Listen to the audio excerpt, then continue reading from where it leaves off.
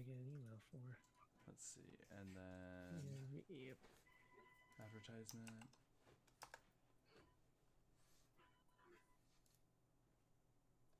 No, I don't want to go live. I want to. Oh my goodness. Hold on, why is this not? All right, there we go. You know what? That'll be fine.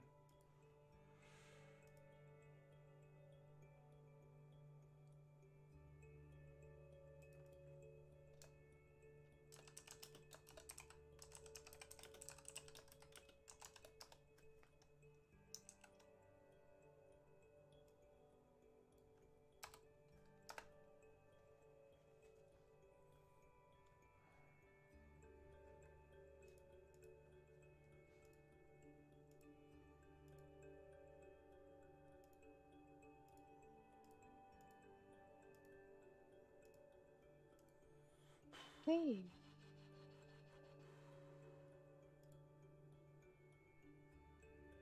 Thanks for just crashing on me, Twitch. Yes. LPP. Hello, Lonnie. Ooh, tonight is gonna be good. We got a good thing going on tonight. D&D Workshop, a little bit of homework for those who are definitely interested in getting on in, but more about that after the 10-minute timer finishes up. In the meantime, I'm gonna go ahead and get myself some water so we can be refreshed. And you two, please make sure you are refreshed and energized for it. Yes, I'll be back.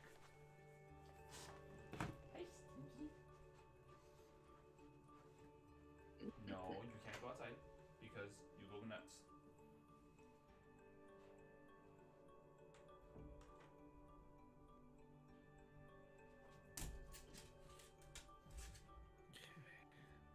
Come here.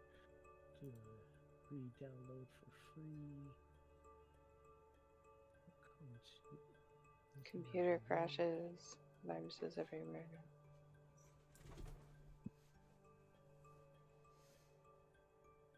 File, open that one. Should be doing a lot more for this, but again, when you have an instructor that just doesn't who acts like he gives less of a shit than you do about your assignments, why the fuck would you care? He's a college level teacher. They don't give a fuck. Whoa, that's big. That is very big. Need to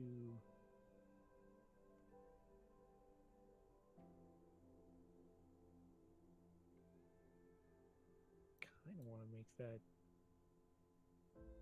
like I want it to be very large because I want it to give the sense of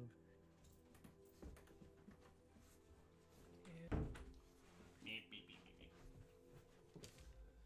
Yes, Stinky, I know. Move. I want it to be like that is a big ass planet. Of course, this doesn't look very planet-like now that I look at it.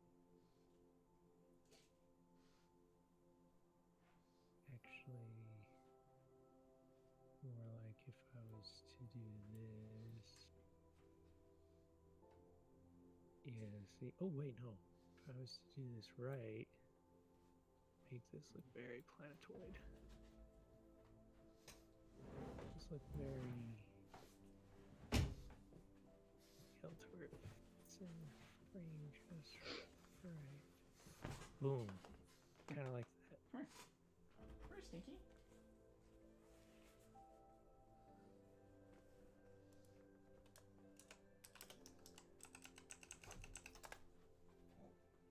Okay, I'm getting a sense of scale. I'm liking the colors. Does seem like the focal point, like, okay. It's homework ASMR with Maniacal. Yeah. I'll show you guys what I'm working on here in a bit because I kind of want critiques on it when I'm done before I submit it. But right now, I'm kind of ready to concentrate on stream? Yeah? Yeah. Yeah. Ooh. I just need to do, let's see, what's another thing I can add? here. There's a thing. Yes, here it is. Help with my scaling and my coloring. I got 1, 2, 3. I got 3. I'm gonna do file. Say, oops, nope, that one has. File. Save as. What else is there? Oh, that's right.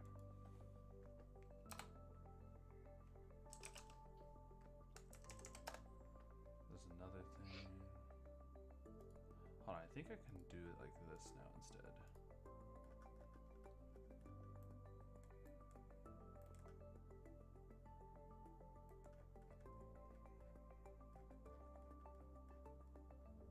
Hey, what's good, Hayes? Welcome aboard. Thank you so much, Hayes, for the follow. I appreciate that.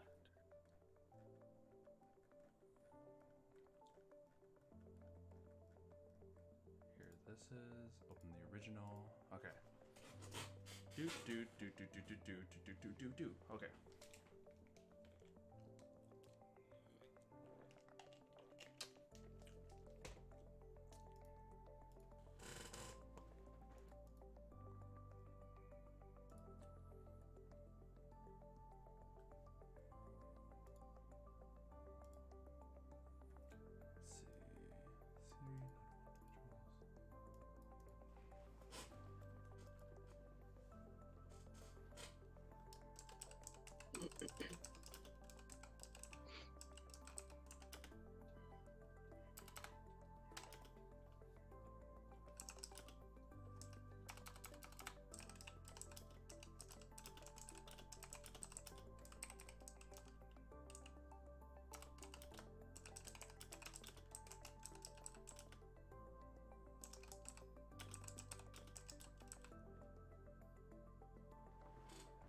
I'll make a figurative West March setting. That's not a bad idea.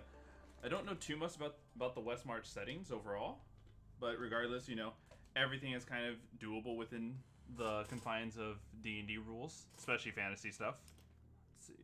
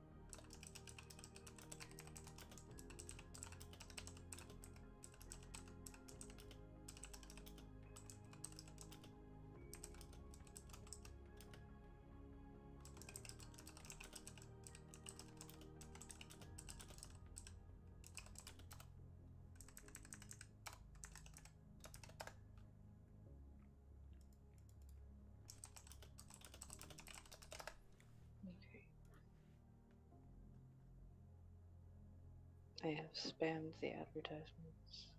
Basically, same as a normal saying, depending on how big it is, requiring collaborating with other DMs. Okay. Let's see. Let me also.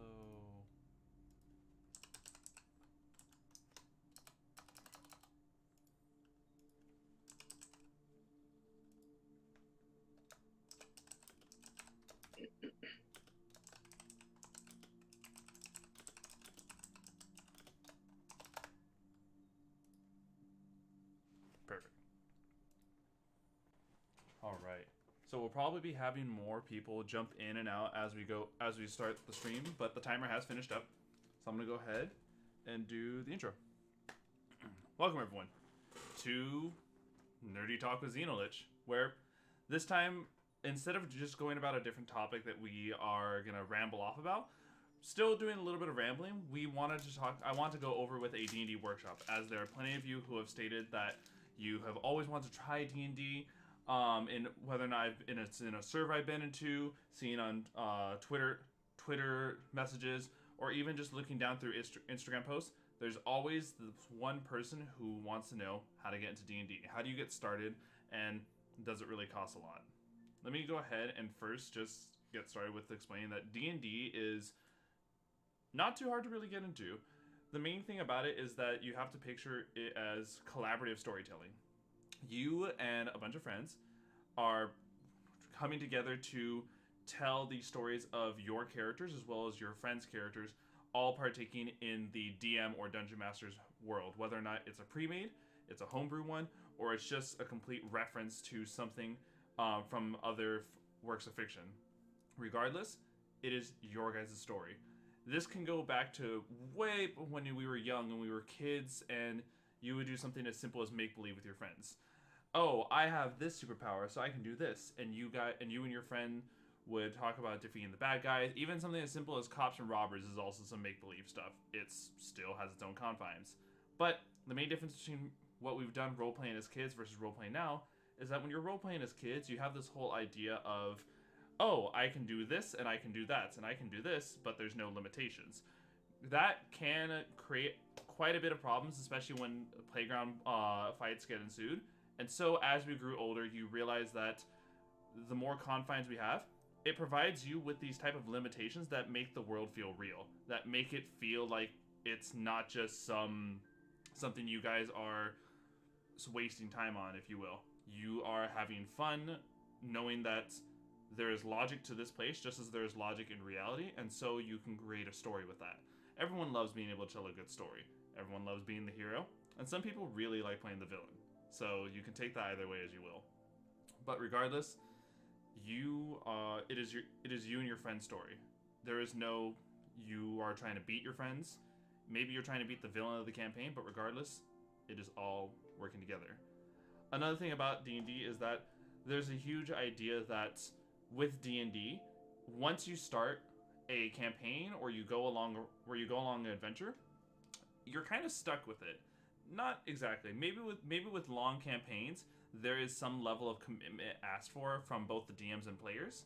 However, though, D&D doesn't have to be long, epic campaigns. It can also be something as simple as a one-day one-shot, where a one-shot is referring to an adventure that you and your friends can finish within a few hours of playing. Hell, maybe you guys actually want to dedicate a whole day to it, and then that's it. You guys had your D&D fun for the month because of your schedule confines. But D&D is what you make of it. Just like you can roleplay in the playground one day and have a completely different story the other day, you can have this long, ongoing adventure where you and your friends start off in the most horrible situations and end up finding yourselves on top of the world. There's plenty of stories in my campaigns that lead to these types of things, and D&D is something I've been doing for about the past almost 7 years now. Hold on. Yeah, 7 years now. And you realize that in all my years, there's never been a time where a player hasn't brought something new to my attention. Sure, there could be a time where there's similar aspects to what I've seen before, but there's always a new twist. That's the beauty about having multiple people. You have these different viewpoints and these ideas that people can provide with their perspectives, versus kind of just being a single-minded storyteller, which I do think that is a trope that a lot of people can fall into. But regardless, you are here to work with your friends. Remember that your friends have their own spotlights and that your friends are here to help make the world as epic as you imagine it to be. There are no wrong answers in D&D. There are only new ways to tackle problems in D&D. But with the explanation of what D&D actually is, the next question comes to mind is, this sounds really fun, but how do I get into it? How do I get started? Is there a lot of money investment into this? Surprisingly, no. D&D is a super accessible game. Granted, you might be wondering, well then what about a rule book? I'm pretty sure I gotta buy something for that, right? Not even that. Wizards of the Coast are the people who have made Dungeons and Dragons, and it's been a game that's been out for so long that they made a way to have the rules accessible to everyone, known as the basic rules. If you go on their website or even go on to D&D Beyond, which is a great source for doing D&D online, you'll find that the basic rules are either posted as a PDF or as a interactable webpage. It will tell you the ups and downs about how to play the game both as a DM as well as a player, and giving you the most basic classes with I believe one subclass for each one. We're looking at, let me actually pull it up right here. Basic rules. Here you can see it goes step by step. Creating a character, playing the game, the rules of magic, and the Dungeon Master's tools. There's a step-by-step character creation process that goes through it. We'll go into that a little bit later. But regardless, it's all right here. This is entirely free for you to utilize and make with whatever you want. You don't have to worry too much about, oh, is it possible for me to do this or is it possible for me to do that? While there are rules in place, the rules are more guidelines than anything. You guys are to read these and use these as a reference if you guys are ever confused about something. If at any point you guys find yourselves stumbling on, looks like this rule contradicts with something I want to do, when in doubt, follow the rule of cool. D&D is collaborative storytelling, like I said in the beginning. So if the DM and the player both find it a really cool and neat way to handle something, go for it. I had a time where this one work meetup with my coworkers, they had never played the game, and so one of them wanted to notch 3 different arrows in one shot of a bow. I, for the most part, thought, that's a little hard to do, but let's make this a little bit crazier. There's not a normally rule for this, but I just decided, you know what? For every arrow you add, it's harder to shoot with that bow. So I try my best not to say no, and that's definitely a thing you're going to run into a lot. You'll want to say no because there's no rule that defines this. Instead of saying no, think how. I love D&D for a lot of the improv that it provides to people. You always have to think on your toes, and when in doubt, improv's #1 rule is never say no. Always think of a way around it, and always think of a way to tackle it within a new angle. That's why you're kind of also at this table with other friends. You all can come up with your own solution together, and right there, you've made your own rule for your own table, and that right there is homebrewing. Homebrewing is this concept of going outside of the normal rule schemes that Wizards of the Coast has defined and making it your own. And if it's more fun for you, there's nothing wrong with that. Granted, you might run into people who, let's say if you go to an official game hosted by the DM's Guild, actually it's the Adventures League. Adventures League is its own thing where you can actually join game shops where there's people who are randomly getting together and joining a pre-made module. Now, for those, you definitely have to stick by the rules, and the DMs there can be a little bit more sticklers depending on how they're feeling that night. But when it comes to you and your own personal friends, it's up to you guys how lenient or how strict you want to be on those rules. Regardless, we get back into it. There is customization for your characters, equipment, personality, and background, classes, and races. These 5 ideas put together and form to make a bundle of joy that is your character. For example, I have right here one of my characters, Damon Lionheart. He is a half-orc paladin level 4 who at one point was a soldier. And this is all done in one of the homebrew worlds I'm playing with one of my friends. It is something he's made up. There are definitely rules that we kind of go off of, and we just have fun. Then from here, now you might be wondering, okay, that's how to play the game. Some of you, however, though, have come here because you wanted to learn how to run the game. And so with that, I'm going to point you over to the DM's tools. All DMs need to know is get a bit. You don't have to memorize the rules 100%, but you do have to have an idea how to run through things. I want to say that there are 3 aspects to D&D that make up the overall aspect of the game, and it is combat, exploration, and problem solving. Combat's probably the simplest one we can do, and we're not going to go too much into that unless maybe in a future talk.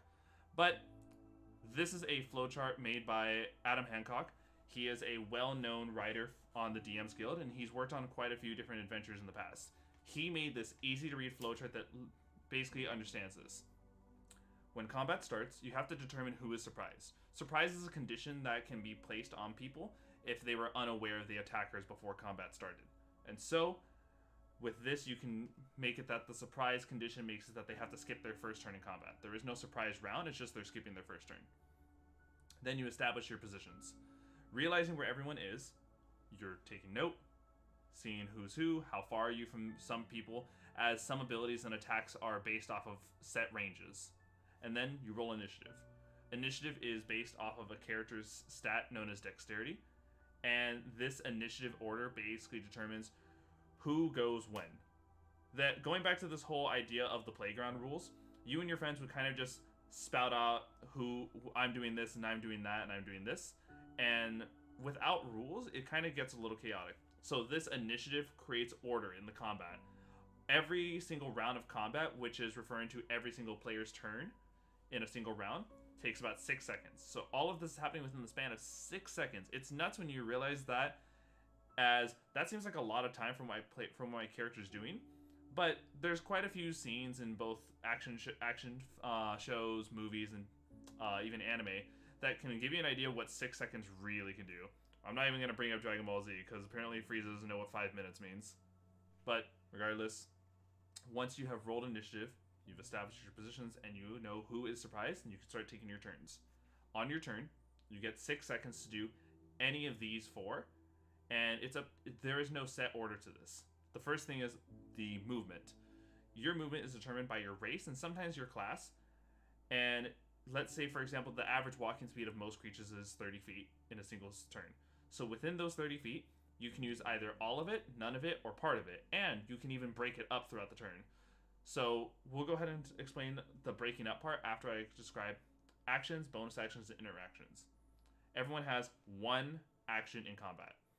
From those actions, you can do anything you can see on the bottom of the flowchart, be it attack, cast a spell, dash, disengage, dodge, help, hide, ready, search, or use an object. These are definitely a little bit understanding as to what they're implying. I think the only one that everyone needed a little help as far as knowing what exactly this does is the ready action. Ready action is when you want to prep any of the other actions and you're waiting for a specific trigger. So for example, there's no enemies in sight, but you know that they're running down the hall, but you don't want to exactly step out of line of sight. So you back up and you say, I want to ready a attack with either my bow, or I want to ready my greatsword to slam down on them as they come on through. So you state what you want to do, and you state the trigger on when you do it. Those 2 ideas consume your action to do this, and they will then use your reaction. One thing that's not shown on this flowchart, I believe, is the fact that everyone has 1 reaction within a round. A reaction refreshes at the start of your turn. So if a reaction trigger actually goes on during your turn, you can still use it then. Just know that your reaction refreshes at the start of your next turn, not the end of your current one. You have 1 bonus action, and a bonus action is pretty much either a second attack if you're wielding 2 light weapons, or it can be something specified by either an attack or a spell. Even abilities given by some class features can also specify this. And finally, interactions, or in other words, a free action. These are actions that are so minor, there's not exactly a rhyme or reason as to what is limited by it, but to make things run a little bit more smoothly, everyone is given 1 free action. The free actions can be something as simple as opening or closing a door, withdrawing an object from your backpack, or let's say, for example, pulling a torch from a scone. Those are so minor and inconsequential that you don't have to worry too much about exactly what you're getting into. Let's see. This might be a little bit too loud, but regardless, whatever, we'll work with it. And so, once you have done your turn, everyone keeps going. So we follow the initiative order. Starting from top to bottom, we go, brrr, all the way until we hit the bottom, and then what happens when everyone's done? You just head right back up to the top and redo it all over again, starting from the taking turns. Since everyone knows their positions and their initiative, you just keep going from there. And that's kind of just combat in a nutshell. You don't have to worry too much. Combat can be a little confusing, especially when other abilities start coming into it, but with this flowchart, it's going to be super simple. I'll also be posting this flowchart in the Discord, in my personal Discord, so if you guys want to see and check out a little bit more of this, feel free to join the Discord, which will pop up in the stream sometime in a bit. But you now understand how combat works. But what about the other two core principles? Exploration and problem solving. Exploration is just, where do you want to go? What do you want to do? A very common thing you'll hear me tell my players is, okay, after I've described the scene, what do you guys want to do? That question can be both a good one and a bad one. Good because it provides your players the options to kind of just tell you how they want to guide the story, but it also can be a little problematic because some players are presented with the what do you want to do, and now their open world of possibilities becomes too daunting. They don't know exactly what to do. So, part of exploration is where the DM needs to help guide them by explaining how the scenery looks around them. If I just told you what you want to do in a wide open void, you kind of don't really have a lot to work with. You're wondering what can I do, what can't I do, and so forth. But if I were to say instead, you find yourself sitting at a table with your 4 other party mates. You all have some you all have some good food and drink that looks about half finished based off the fact that you guys have been sitting here for the past half hour or so. And there's music from the bar that's playing on the stage nearby. The tavern owner is going around making sure all the attendees are well catered to. And it looks like this tavern has a few occasional people, such as your farmer who works at the mill nearby, and a group of fellow adventurers who looks like they're also working on some quest in a nearby town, and they just came here as a quick stop. And, we'll throw in weird, mysterious, shady guy in the corner who totally does not matter to the plot whatsoever. Regardless, now that you've given your players the description of the environment, you can now tell them, what do you want to do? With this idea, you might have some players who will just say, I want to seduce the bartender, or I want to go play music with the bard. Hell, I'll go talk at the adventuring party and see if they need any help on their stuff. Or I'm going to go and approach the weird, creepy guy in the corner and see what he wants because I'm pretty sure he's here for us. Regardless, it's kind of easy to tell which bone the DM's trying to throw at you and which one's the DM's not. But that's that goes back to the whole there is no wrong answers in D&D, and we cannot say no to anything. If your players want to do something, let them. Let them do whatever they want. Just, you should know as the DM, actions do have consequences. I want to go seduce the bartender. Alright. The bartender is a happily married man, and he is not wanting to do any of your flirtations. I still want to try to seduce him. I roll charisma. Alright. You have successfully seduced the barkeeper. You guys head on upstairs and go to his bed. Half an hour later, you hear a loud knocking at the door, and the bartender's wife with a giant machete has come to scalp you. Well, that's kind of the actions of your consequences. Or you can make it that the bartender's wife wanted to join in. Woohoo. Regardless, you as the DM are here to create this story and add a lot into it. Do not be afraid to throw out what you think will either add excitement into the game, or what is just going to make the game, I guess, progress further on in the grand scheme of that you want to be running the game. But, so we have exploration, and we have combat. The last one's probably just going to be problem solving. You need to present your players with things that they need to solve. And not everything can be solved with a big, heavy sword in the head. Sometimes you need puzzles. Sometimes you need social deduction. Hell, sometimes you might even need political stuff. Feel free to use reference as you wish, but be warned about how the players at the table feel about it. Regardless, you can throw I present to my players a tic-tac-toe board.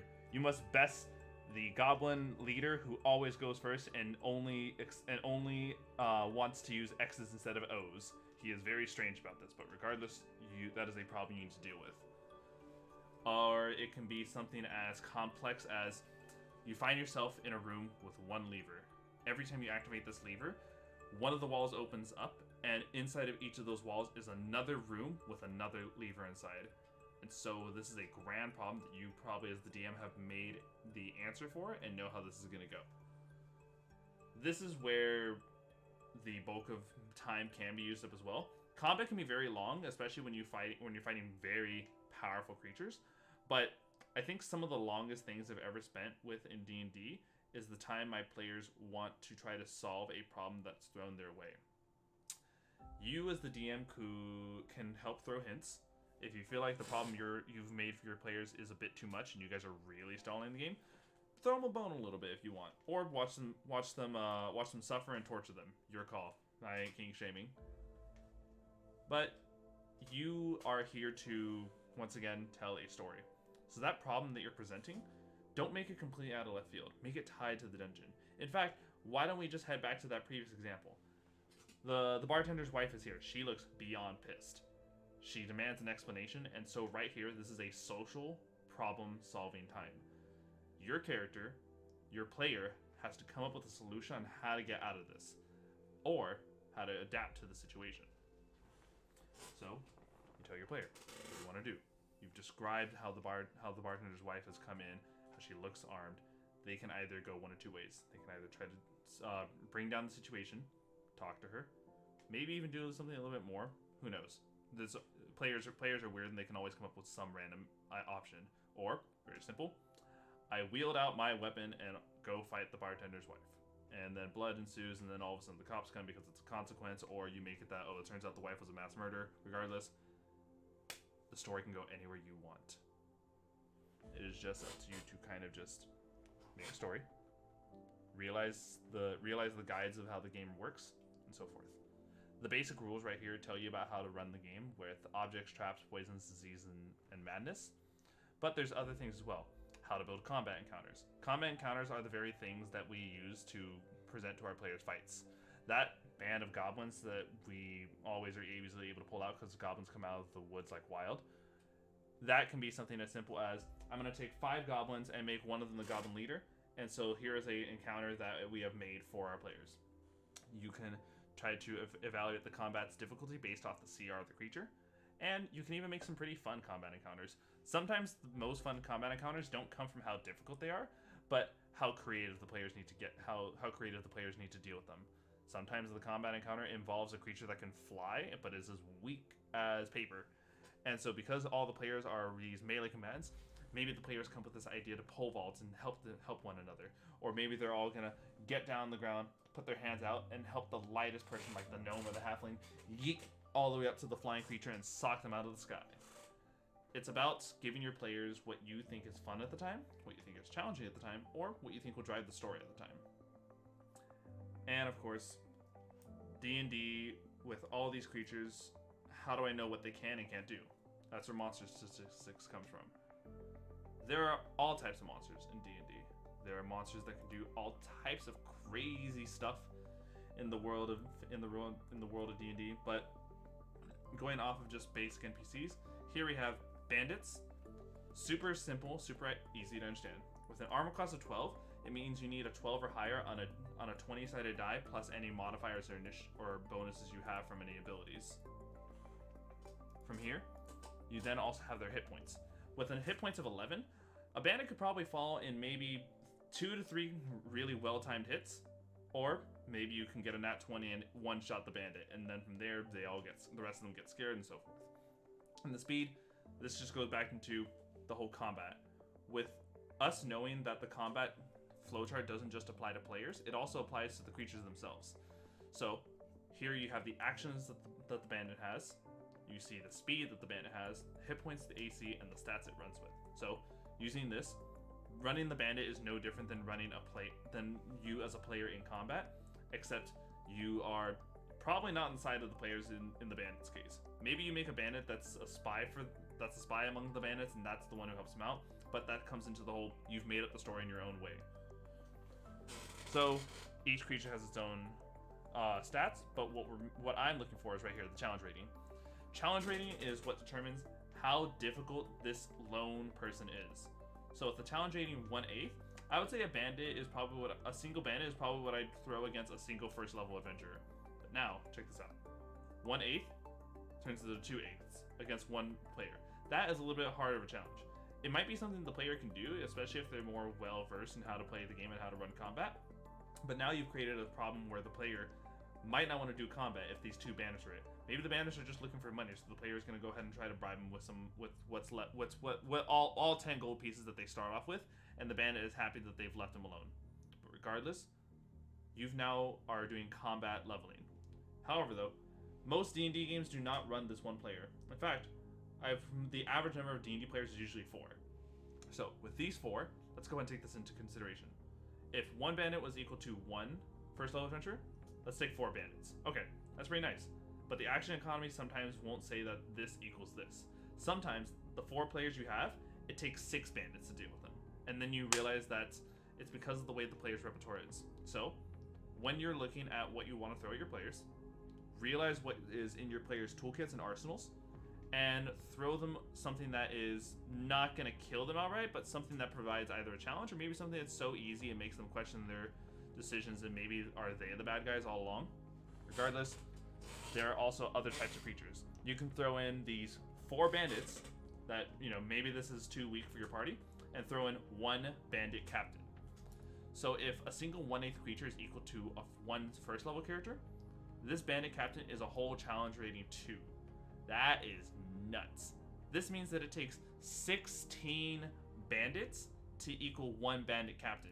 Hell, the combat alone could just be 1 bandit captain, and these 4 people will probably have a hard time fighting him.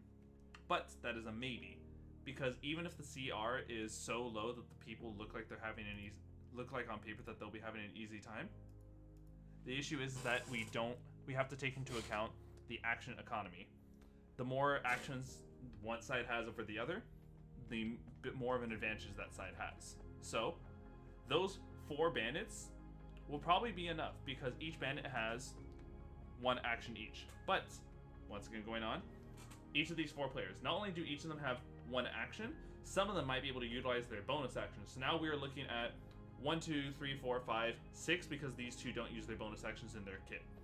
So that's 6 actions compared to 4. So what do? We take that into account instead of CR, and now we've bumped up this 4 bandit fight into 6 bandits in total, since we've added 2 to balance out the action economy. And now we have a well-played fight. Our players are going to enjoy this. They feel like they're well challenged for it. But you got to ask yourself, what if I really just want to throw 1 big creature at my players? By all means, that's kind of what taking these higher CR creatures into account for. The bandit captain makes 3 melee attacks. So, with these 3 melee attacks, and each one doing 1d6 plus 3 or 1d4 plus 3, the average player hit points will say is 10 at first level. So all this bandit captain needs is either all 3 or just 2 of their attacks to completely down 1 player. And that's really crazy. So, put that into retrospect, that this bandit captain who only has 3 actions compared to the player's 6 can probably turn those players' 6 into 4, because of the fact that he took away one of the players, and now the action economy is crazy. Encounter building is always going to be kind of this trial and error thing. You're never going to get it right on the first time, and if you do, that's pretty nice. But learn from your mistakes. Realize that the bandit captain might have been too hard for your players if he ended up almost killing the entire party, or what's known as the TPK. And the next time you throw a bandit captain, maybe do a little bit of modifiers to him. That's another thing about D&D. Because of this whole customization and stuff and storytelling, a good way to make this bandit captain a little bit more fair is let's take away his parry option. Parry is the ability that adds 2 to his AC, meaning that they need it instead of a 17 or higher, they would need a 15 or higher with melee attacks.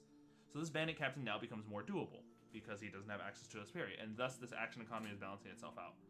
All of this just comes back to the whole spirit of sometimes the CR doesn't matter to the action economy. And you really need to do just a matter of trial and error, see how it looks, see how it feels, and hell, when in doubt, if it seems cool, let your players go for it.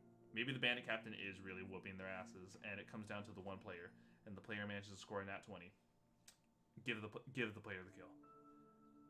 As fun as some players might enjoy this type of brutal D&D, where you say, oh yes, the bandit captain is going to wipe you all out because you all are ill-experienced and such, remember that might leave a sour taste in players' mouth. D&D is meant to be fun. You're not here to win D&D. You're here to create a wonderful story. and this goes into something that I like doing, which is called fudging rolls. Maybe I'm having a lucky streak with this bandit, and this bandit captain does nothing but rolls nat 20, nat 20, nat 20, nat 20 against my players. But as the DM, you are the controller, you are the referee, and you are the person to refer to when it comes to story writing this game and narrating it. So, behind the screen, Noah can see that out of those 4 nat 20s, only one of them was a nat 20, one of those a hit, and 2 of them were misses. Because you are here to tell a good story. You're here to go along and give your players a good time. And so, with the basic rules kind of underway with understanding how combat works, exploration, and even when it comes to running the game, you can always refer to this. There's a lot to go into when it comes to basic rules, but before I go really further into it than I already have, I kind of want to see if any of you have any questions. Right now, I know right in the chat we have my good friend Maniacal.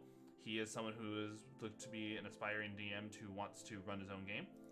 From everything I've told so far, do you have any questions so far, Maniacal, or even anyone in chat? At the moment, the only question I would have is, what do you do when you get to the point where the players have got you stumped? Like, they've kind of gone off script, they haven't really gone towards a path that you thought they would follow, and it kind of just gets you to the point where you're just like, I got to think on my feet here, but you don't really have, like, pretty much what I'm saying is, like, how do you counteract when they go so far off script that you not sure how to go about returning to, like, or getting it back on track? That's understandable. Here, let me answer your question by letting you know a little bit something that you might have already heard of, but there's something in D&D called railroading. Railroading refers to when your players are in a cart and they're just going along the rails of your story.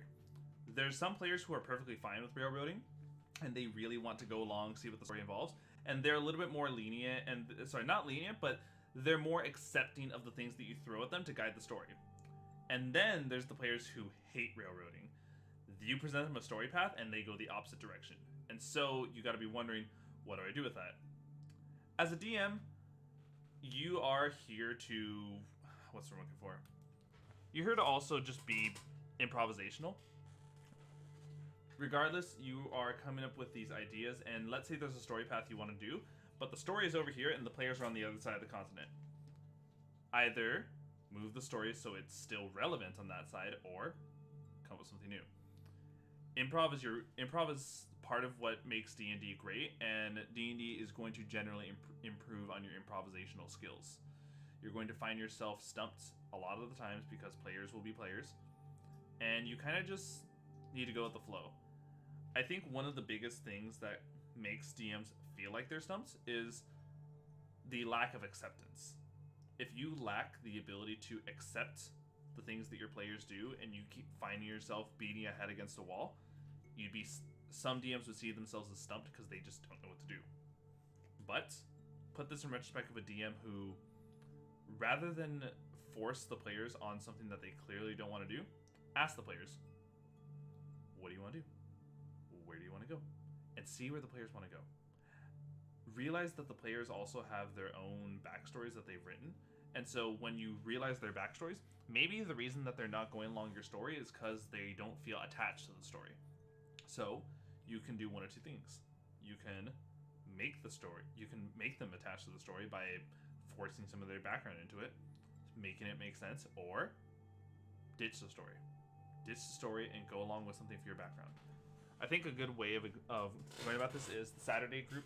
You guys already know this, but when we were wrapping up with the campaign that involved the Warforged, a lot of the campaign doesn't exactly directly involve what you guys want, especially your backgrounds, because you guys are going along with what was being told of by Swain. But then you just kind of, after the story, the world kind of opened up to you guys, and then we had this option for you. I read into your guys' backstories, and we started delving more into, now that you guys have the power to really deal with your backstory's elements, now let's bring them into play. Because that's just kind of it. The DM's job is to do storytelling. The players provide you a really good background for them. So utilize that background. If you're stumped, pull a wild card out from their backstory that they wouldn't expect, and then you got them hooked on a story plot, and from there,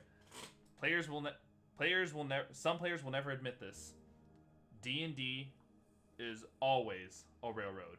You're always on some railroad because the DM is going to do that Wallace and Gromit scene where like Gromit just is on the train just putting out tracks right in front of him as he's going along. You're always on a railroad. You're always making a story, and you're always trying to do something new to the adventure. All right. Yeah. Anyone else have any questions? Is there anything?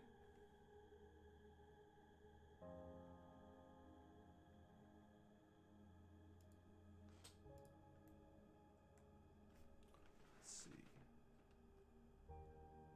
All right. There's no questions. I think I'll just go ahead and jump onto this.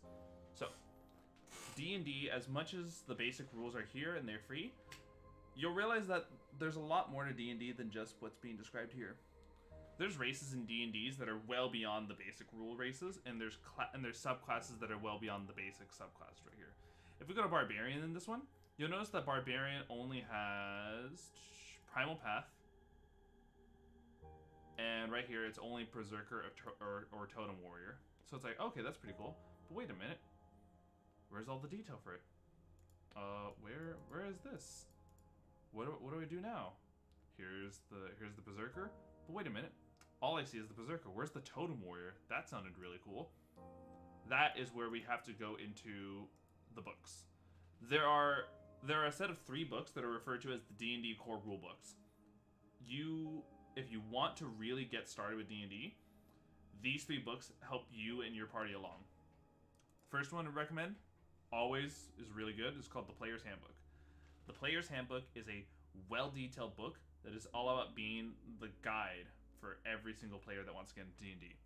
It has a thorough step-by-step characters that the basic rulebook may not be touching on. What to do beyond, how to go beyond first level. I think there is same races. I think there's more sub-races in this one. But now when we click on Barbarian, we scroll down. Boom. Okay, look at this. Path of Berserker is still here, but now, what? The Path of the Totem Warrior is here now too. The Path of the Totem Warrior is exactly has been added in because you have paid for the for the more full-on experience of it. I would say the basic rules is definitely a good way to get started, but D&D is, if you invest money into it, you will get more returns out of it. And if you find yourself never with money, then don't stress about it. The player's handbook is always something that maybe you know someone who has a copy of it. Maybe you guys would just want to homebrew your own stuff and just use what the basic rules are giving you and go beyond that. But what we're trying to talk about here is just using the player's handbook and trying to run with it. And so you take this player's handbook and we realize that there's all these different subclasses and such. The basic rules have every single one, but then we go on in the player's handbook, and on top of classes, now there's personality and background. Now we're getting into like the meat and gritty about how to make a really well fleshed out character. Here's stats and information on every single equipment, be it armors, weapons, or even tools that your players might be using. And let's see, is that mentioned this? Yes, multi-classing is also in the basic rules as well as here. And now we're going into how to use your ability scores, what's advantage and disadvantage, and proficiency bonus. I'll answer this one quickly because this is something that's very common in the game. Advantage and disadvantage. Advantage and disadvantage are when you're rolling two d20s to determine the outcome in an event. But in the case of advantage, you keep the higher of the 2 rolls, and in case of disadvantage, you keep the lower of the 2 rolls. Pretty easy. Advantage is something that DMs can give to their players, either because they believe that they deserve it, the situation calls for it, or maybe an ability from a subclass or class grants it to them. There's proficiency bonus, which refers to a skill that your player is good with. They just are going to keep getting better and better and better as they level up throughout the adventures with it. There are ability checks, how to use each ability, and saving throws. If ability checks are what the player initiates, or what the DM asks the players to initiate to perform a task or a feat that is to see if they succeed or fail. A saving throw is a resistance. An example is an athletics check might be used to climb the ledge to get over to the next level. It's not something that's super detrimental to the player, but it is something that's still, because of how difficult it is, there is still an ability check needed for it. Whereas a strength saving throw might be to something is coming your way and you can either jump out of the way or you can try to stop it. The player is going to try to stop the object that's rolling right at them, so you ask for a strength saving throw, and using all of their might, they have to try to resist this force that's going against them. And so the saving throw here usually ends up in something detrimental to the player if they fail, and if they succeed, they avoid this detriment. Whereas ability checks are you either succeed or you avoid succeeding, or in some cases you actually get something detrimental because you're doing a competing ability check. More on that later. From here, we get into how adventuring works, so how time works, movement, the environment, social interactions, resting in between adventures. Resting's a huge thing for people. There are short rest and long rests. Long rest is the more common that you hear of the two, because every day a player needs to long rest for at least 8 hours, varies from race and class, and the long rest will reset all their hit points, their hit die, their spell slots, and any features that they had that recover back on long rest. It is basically a full restore, whatever you want to call it from Pokemon. However, though, if a long rest is 8 hours or 4 hours depending on the race, and it's a full recovery, what's a short rest? A short rest is where you can utilize some of the hit die that you've been accumulating through levels and recover some of those hit points. It's a nice way to get a quick recovery throughout the day, but allows you to keep pressing on further with your adventure. Whereas, as well, not all abilities recover on short rest. There are some abilities and spell slots that do, depending on race and class. And but regardless, short rest are more for quick breather, move on. You would think to yourself, okay, then why can't we just long rest all the time? Well, pretty easy. You can't benefit from a long rest in the first 8 hours after you've just taken one. So, knowing this, you have 8 hours at least to do something. Utilize those 8 hours. Go do an adventure. Go raid a dungeon. Go do something. And then if you really feel like after 8 hours you really do need a long rest, then by all means. But you do have hit die for a reason. It's what allows you to press on further with the adventure for the day and keep maneuvering and trying to find new stuff to do. From here, there's combat. We've already gone over combat pretty well, but the only things that I guess are new here is cover and damage and healing. Cover is pretty easy to understand. We'll go ahead and head on over to this little section to explain it. There's half cover, 3/4 cover, and total cover. A creature with half cover can be referred to as you hiding behind either a barrier, a wall, or even a large enough shield that's big enough to provide half cover. It gives you a +2 bonus to your armor class and to all dex saving throws, and the target has half cover if an obstacle blocks at least half of its body. That's the key part. It has to block at least half of your body. From here, there are 3/4 cover. 3/4 cover is a little bit more obvious. 3/4 cover if you are at least 3/4 covered by an obstacle. Same thing, you can even get like a tower shield or whatever to do this. And instead of a +2 bonus to AC and dex save, 3/4 cover provides a +5 bonus to AC and dex saves. And now, total cover. Total cover is probably the one that it's not really stated too often, but it definitely is something that should be realized. If you are being completely concealed by an obstacle or covered by an obstacle, you have total cover. If you have total cover, you cannot be targeted directly by an attack or a spell, although some spells can still reach the target by including it in an area of effect. For example, yes, I am behind this barricade. There is no way they can target me with, and I'm going to do Fireball, a big AoE spell that's a huge explosion. Can't exactly total cover a Fireball. From here, damage and healing. So, everyone has a set number of hit points. Hit points vary depending on which class you're going with, but regardless, there's one number that most players dread hitting, and that's 0. 0 is when a player has officially dropped down to the lowest amount of hit points possible, and their character is going to start dying. In which case, we have to take a look at death saving throws. Hold on, let me see. Here it is. So, death saving throws, if you are knocked to 0 hit points but not outright killed, you have to roll a d20 every time your turn comes up. For every 10 and above, that is 1 success out of 3, and for every failure, which is a 9 or below, that is 1 failure out of 3. Get 3 failures and you die. There is no ifs, ands, or buts. You have failed them all. You are dead. Get 3 successes, and you find yourself with 1 hit point for a set amount of hours unconscious. This is pretty nice because it allows your players to hold on to the. They're not quite ready to go onto the light yet, so they're gonna hold on and cling to life. And when they finally have made it through, that was too exhausting. They're gonna go to bed and wake up in 1 to 4 hours. And after those 1 to 4 hours are done, they're at 1 hit point. Now, here are some interesting things about instant death and healing during death. If you heal someone who is doing death saves, they recover those hit points and automatically pass all of their saving throws. And because they are being healed, they do not need to fall unconscious. Granted, if they drop back down to 0, then they're going to have to start redoing the death saves. They don't continue where they left off. It's a refresh. But how does instant death work? You take whatever your grand total health is, and when you bring it down to 0, if you go negative of whatever your max health is, then you outright die. Anything negative your max health or beyond. So if a player has 10 hit points, that means if I, at the DM, deal so much damage to them that they get to -10 or even further, then they are outright dead. There are no death saves needed. They failed them all automatically. That is something a bit more scary, but here's something even scarier. Sometimes being instant death doesn't have to just be because they were taken to negative maximum hit points.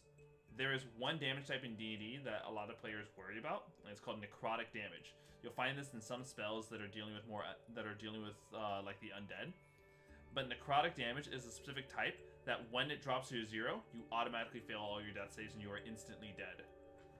DMs take caution when using necrotic. It can be a very powerful element to let the players know how serious the situation is, but when taken too far, it can kill your players and it can ruin their fun of the game if they weren't expecting it outright. But I mean, sometimes you have players that know exactly what's gonna happen and they still. Yep. Sometimes players are just they're just here to roll the dice. You know, they're perfectly fine with what's going on. But another thing as well. Let's say, for example, going into the death saves, there are a few exceptions. When you're rolling death saves and you're trying to look for those 3 successes or failures, a nat 20 gets you back to 1 hit point, and you're able to continue on. That's kind of what a lot of players are looking for on top of successes, but the things that people don't want to be looking for. Whereas a nat 20 is all 3 successes, you're brought back to 1 hit point, you can continue going on. A nat 1 is only 2 failures. It is not an instant death. That would kind of suck if the person's first roll was a nat 1 and that's their character. But regardless, those 2 failures can be enough to kill the player if they're already at 1, or it can be enough to put like a lot of stakes on the line, and then other players are going to need to decide, I need to heal this person because if he fails one more time, it's over. Or take a chance at the dice. Maybe he'll succeed one more time, we can go around without healing him. But it just kind of all falls upon to what you as the players decide you want to do and how you want to go about doing it. Let's see. From here. Another way so if healing a person who's doing death saves helps get them back up, or doing medicine checks can also get them back up, a medicine check succeeds on a 10 or up, but all it does is stabilize them. It just means that they succeed their death saves and they have to fall unconscious for a few hours. But if a enemy attacks a player who is currently making death saves, for every attack done to that player, that is 1 failure. However, though, let's say it goes back to the whole instant death. If the person is currently at death saves and they're technically treated as though they're at -2 hit points out of -10, the ogre with the giant boulder that does 20 damage will outright kill them. That is on the players. They have failed to protect their ally, and because of that, their ally has now died. Or maybe the person jumped in full-heartedly and decided to, I don't really care about this. I'm just going to go jumping on in. So, kind of have to deal with that too. Let's see. Going back over to... That was a bit for going about this. There's mounted combat, and then there's underwater combat.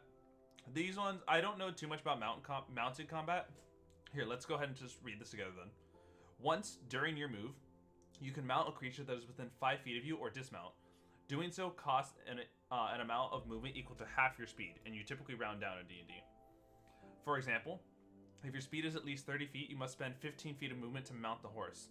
Therefore, you cannot mount it if you don't have 15 feet of movement left or your speed is 0.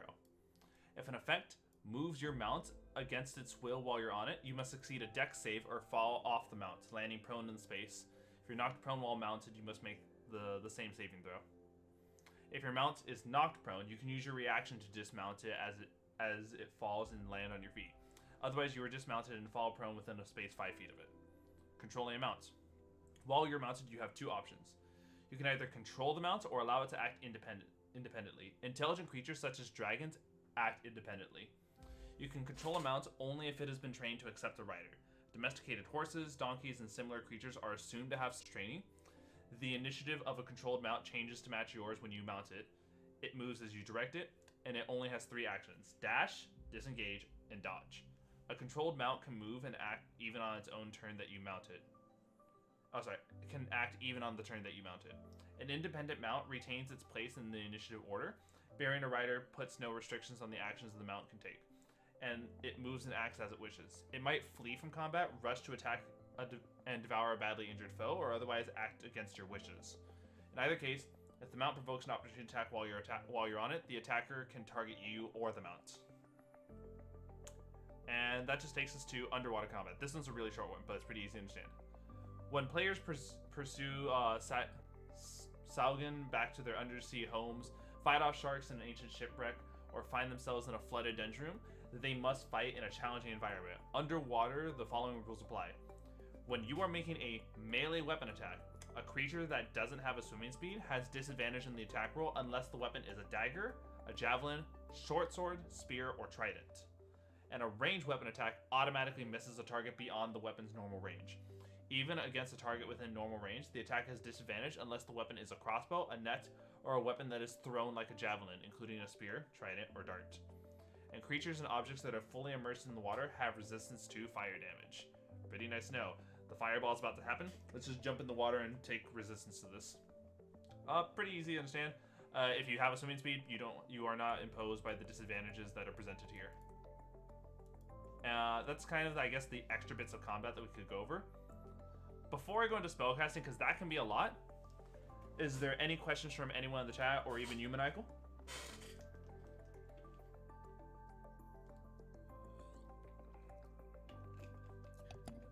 No, I'm pretty good. Alright. Yes, indeed. Combat can be a lot. It's sometimes a little intimidating for new DMs, but regardless, it's a thing you can't really avoid. Actually, I do have a question. What about air combat? Air combat's still just, here. Let me pull up the environment. Falling. So, technically, aerial combat is treated like as though you're on ground combat. It's just now there is a, where normally you're dealing with an X and a Z axis, now there's the Y axis to think about. So, all it is just it's a new dimension of combat. People can say that they're going up, left, or right. Regardless, saying that I want to go up 50 feet and then right 50 feet, that technically counts as doing 100 because you're dictating going up and then you're going vertically and then laterally. So take into account how much movement you have. Same thing as ground combat. But let's say a creature who has no flying speed has been presented and put 600 feet into the air. A fall from a great height is one of the most common hazards facing an adventurer. At the end of a fall, a creature takes 1d6 bludgeoning damage for every 10 feet it fell, up to a maximum of 20 d6s. The creature lands prone unless it avoids taking damage from the fall. This is pretty easy to understand that fall damage is not fun, especially when you're really high up. And anything beyond the because technically it's 1d6 for every 10 feet, so that's 200 feet, yes. Anything beyond 200 feet, it's a little hard to say that the person somehow survived that because that's a lot. That's a lot to fall from. 200 feet is like, in most physical terms, you're outright dead from that, but miracles can happen to adventurers because they're made of something, they're built differently, I guess. Or, they have some type of mystical item. There's usually something that, depending on how you want to play it, I guess you could make some type of miracle happen. Or if you were to suggest that something like this was going to happen, like you're about to fall, you could easily equip your players covertly with something they would need for that. Yeah. And so, another thing you'll be wondering is, how fast does it take someone to hit the ground then? So it's not like once they're at 200 feet, they're just down. We have to remember that combat each turn is 6 seconds. So if it takes 6 seconds to drop 200 feet, that you're probably really significantly thick, I'll say it. But when in doubt, the rule is you fall 60 feet every turn, meaning you're falling 10 feet every second. If you're 600 feet up in the air, that's going to give you quite a bit of time before you actually hit the ground, and so maybe it'll give you, your allies, some time to actually be able to do something about your fall damage or your imminent doom that's coming. But another thing about the environment that should also be understood is vision and light. Heavily obscured areas and lightly obscured areas. These are very important, as lightly obscured areas are dim light, patchy fogs, moderate foliage, and while you're within lightly obscured areas, there's disadvantage on perception checks for creatures that rely on sight. So if you're in any of those types of environments that the DM considers it as lightly obscured, you have disadvantage. And now we get to heavily obscured areas. Heavily obscured areas are darkness, opaque fog, dense foliage that blocks vision entirely. Creatures effectively suffered from the blind condition while they're trying to see something in that area. So if you're in a heavily obscured area, you're considered blind.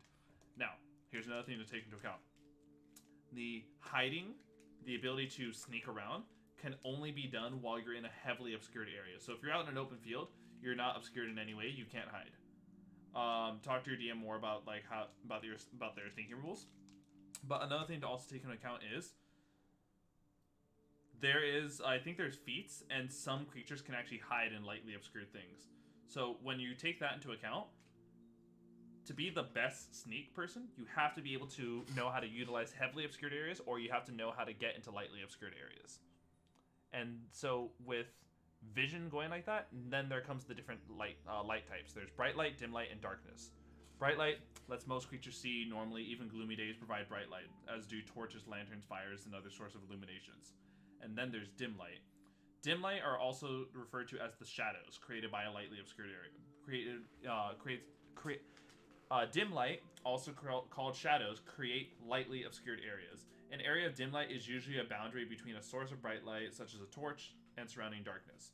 The soft light of twilight and dawn also counts as dim light. A particularly brilliant full moon might bathe the land in dim light, because full moons aren't, as bright as a full moon is, it's still not anything compared to the light that the sun can provide. And so, then you have darkness. Darkness creates heavily obscured areas. Characters face darkness outdoors at night, even on most moonlit nights, and within the confines of an unlit dungeon, a subterranean vault, or an area of magical darkness. So, here is where one of the most common terms is heard. You as the DM might say, you walk into a dungeon, and it is dark. And the next line almost every single player says is, I have dark vision. Dark vision is the ability to see in darkness as though it were dim light, and in dim light as though it were bright light. It is super helpful.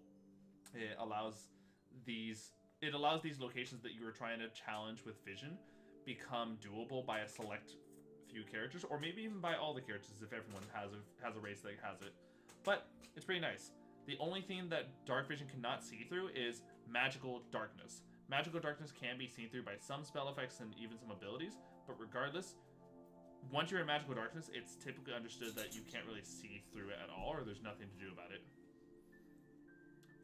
And so, you mix these obscured visions with the light sources, and then you have another way to describe an environment that helps your players understand what they're capable of, going into the whole exploration. And then there's different vision types: blind sight, dark vision, and true sight. Like I explained, dark vision is this black and white vision type. Blind sight's the ability to see even if you're blinded, such as I think bats rely on echo, but they can see. Then there's creatures without eyes, such as like slimes and stuff, so they have blind sight. And true sight is just the ability to see through in magical darkness, see through invisibility, and see through illusions, and even see creatures' true forms if they're shapeshifters. So forth. As much as I would want to cover food and water, I'm just going to say this outright. Food and water is entirely optional, and even for most serious campaigns, food and water will sometimes be forgotten about. It is annoying to have to remind your players on something that you maybe aren't even remembering yourself about their food and water. But if a player wants to go out of their way to say, I want to drink from my water skin, let them. Go ahead and let them. If everyone is all serious about it, then you can start introducing exhaustion from it. But if they did not eat or drink at the end of a day, there you go. They get exhaustion for not taking care of themselves, right? And same thing also goes to sleep. If they go too long without taking a long rest, then they get a point of exhaustion. And exhaustion is a status condition that can kill players if they get to 6 levels of it.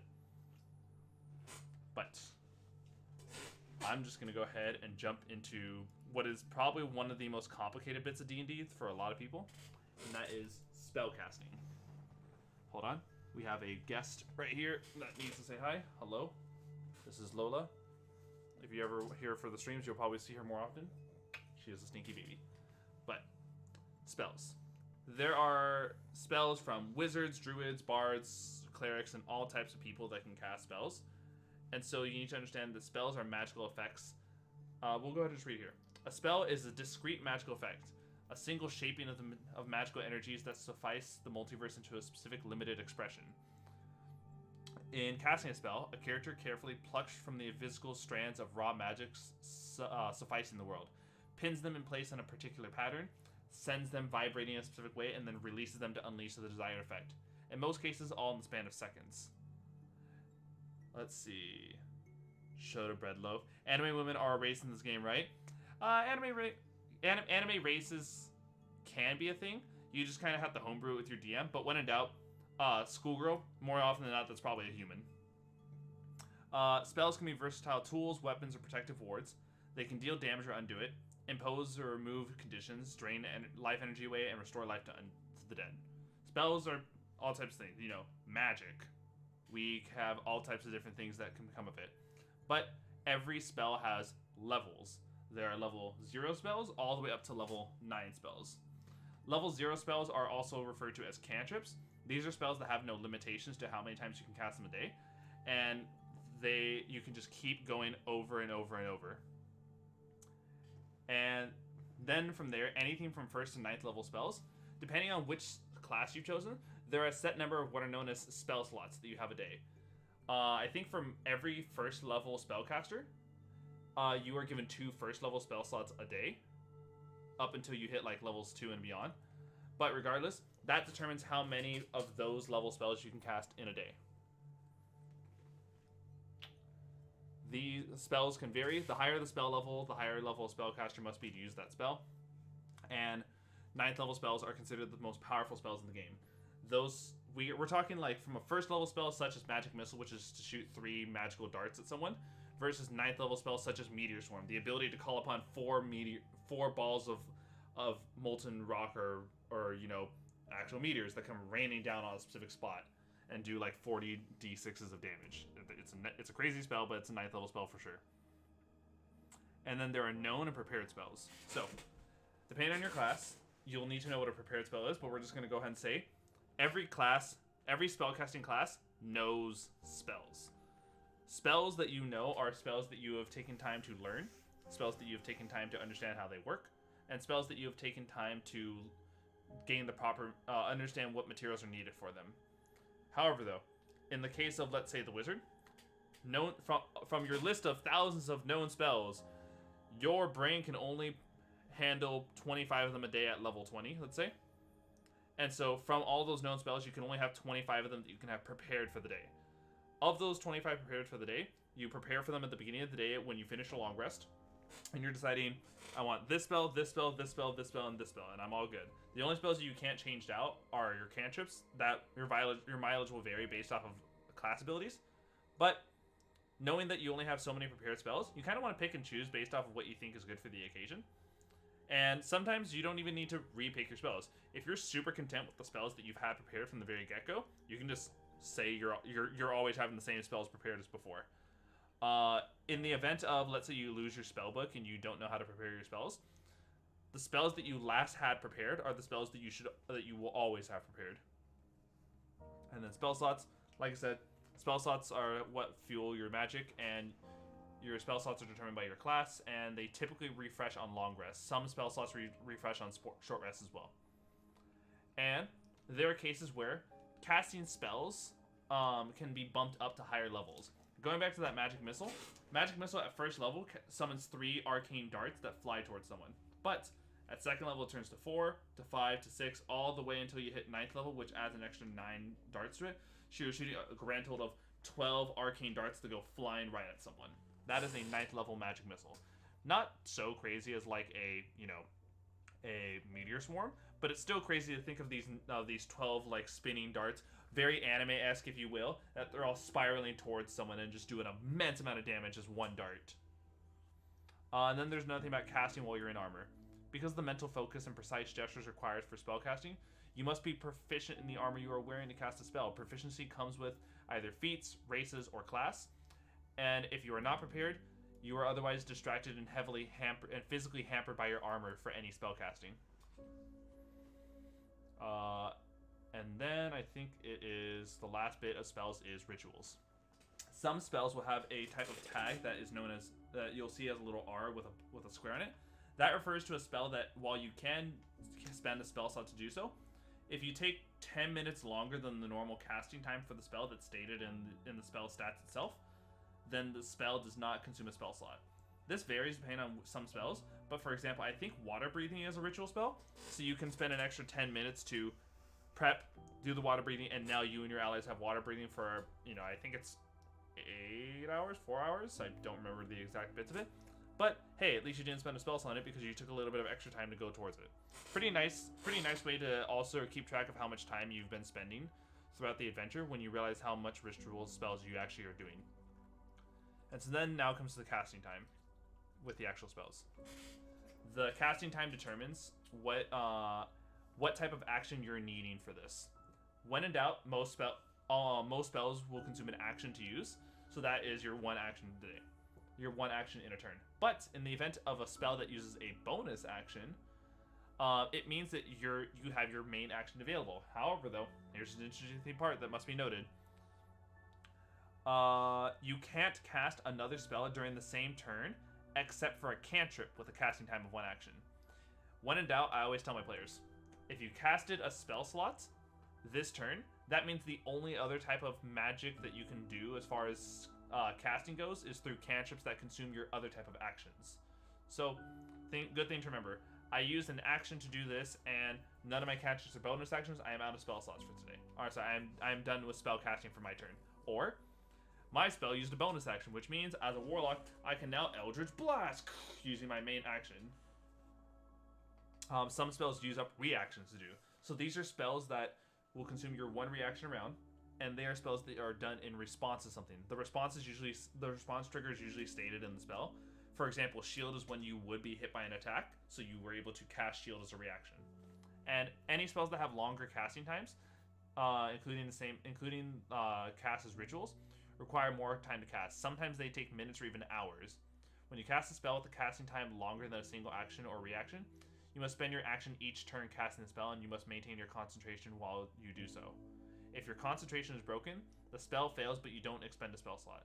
If you want to try to cast the spell again, you must start over. So, this is an interesting thing.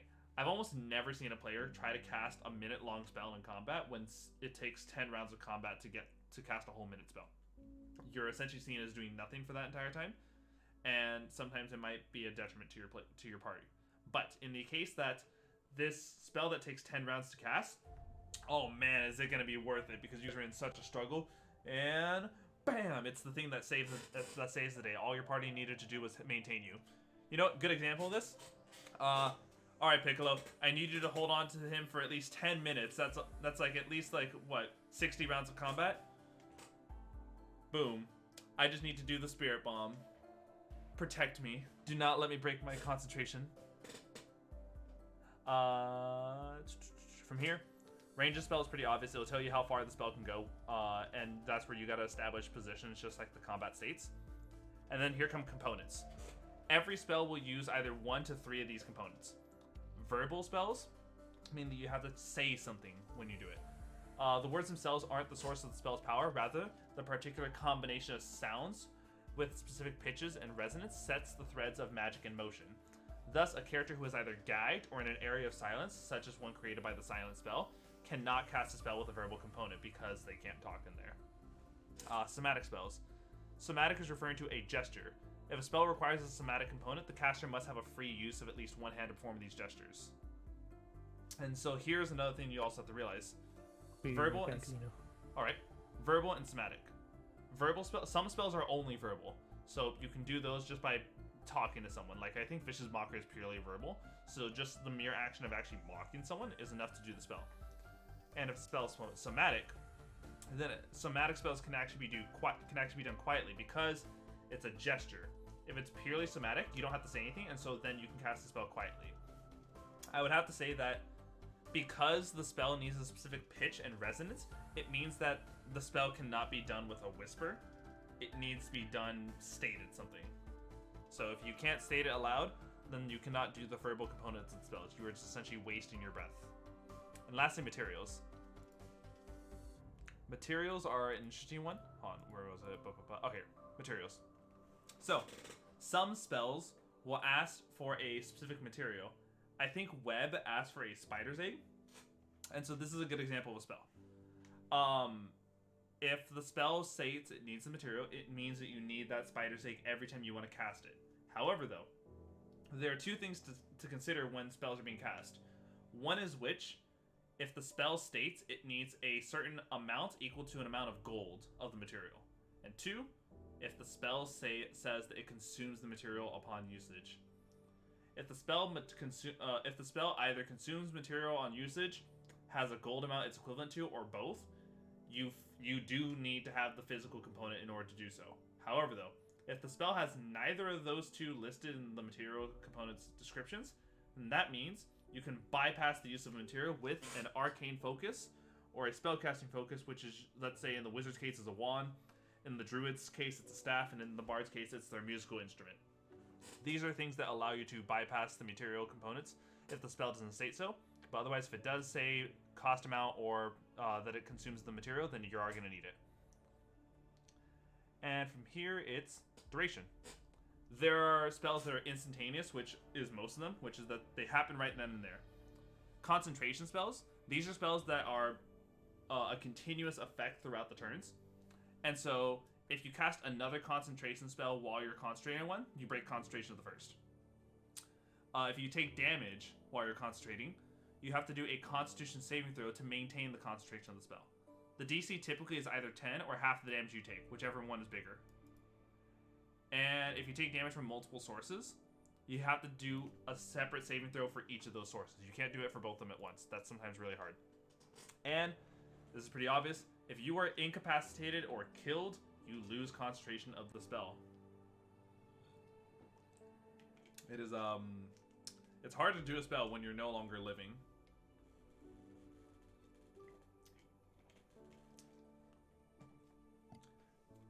Okay, I'm back. Welcome back. Let's see. And so then from here, take a look at targets. Typically when you're using a spell, you need a clear path to the target. Some spells don't need to worry about this. Some spells target yourself. If a spell targets a creature of your choice, you can indeed choose yourself, unless the creature must be hostile or specifically a creature other than you. If you're in an area of effect of the spell you cast, you can target yourself as well. The Weave of Magic, this is more D&D lore, so I won't go too much into this, maybe in a future talk. But from here, it's all about the areas of effects. There are line spells, cone spells, cube spells, sphere spells, and cylinder spells. On top of this, in this visual description, it shows you the point of origins. Line spell's point of origin is typically going to be coming from you. And so if this star represents the spellcaster, it's a beam of light. It's a line spell that just shoots right up someone. In a cone's case, you are the spellcaster. The cone is being spread from you almost like a magical shotgun. A cube. Imagine yourself on one side of the cube and the spell's originating from your side. Boom. Huge cube effect. Fear spells typically target from the center of the sphere. And so some spells will have the sphere's point of origin be further from the spellcaster, or in the case of a beneficial spell, sometimes the point of origin is the spellcaster themselves. And lastly, cylinder. Similar to the way the sphere is, it's probably either going to be the spellcaster or somewhere further from the spellcaster. but the cylinder's point of origin is from the center of the bottom circle, and then it rises up. From there, that's kind of your AoE stuff. Not too hard to really understand how these area effects work. We all know how shapes are, and if you don't, I recommend looking up the names of these shapes. You probably have seen a million of these in your lifetime at some point. Saving throws are... Sorry, what? If you've graduated high school, you should know what all these shapes are. Yeah. Here's another one. Saving throws. So just as I, myself as a DM, can tell you to make a saving throw, sometimes your spells don't aim at a target and thus you need to roll a d20. Sometimes you need the target to make a saving throw to resist the spell. Saving throws are typically determined by 8, plus whatever stat is your spellcasting ability that's tied to, and your proficiency bonus, plus any other small modifiers that you might get from items or class abilities. And so you get all these together, and then you get a saving throw DC. The saving throw DC is equivalent to that. And so let's say, for example, as a high-level spellcaster, my saving throw is actually 21. If the creature does not make a 21 or higher on the stat required by the spell, then they fail and they take the full brunt of the spell's effects. Other than that, there's attack rules. Attack rules are when you specifically aim at a target and you shoot your spell at them. You roll a d20 and add your spellcasting ability modifier plus your proficiency bonus. And then from here, you can just kind of really go into the effect of combining magical effects. Sometimes you might end up in a full party of spellcasters, and then you realize maybe let's say imagine a party of 6, and out of all 6, only 1 is a physical combatant, and the other 5 are all spellcasters. Funny idea, but what if all 5 of the spellcasters are like buffers, and you all buff this one dude, and he becomes like a BBEG for the BBEG? And so you realize that combining these magical effects can make that person immensely strong. But even just enough as 2 spells overlapping each other can be enough to combine for some really crazy effects. There's all types of spells in D&D, and there's all types of effects that can happen from it. But other than that, there's appendices, there's conditions that players can go by. These conditions are things that can affect the players and creatures as well. Allow me to let you understand what these conditions are.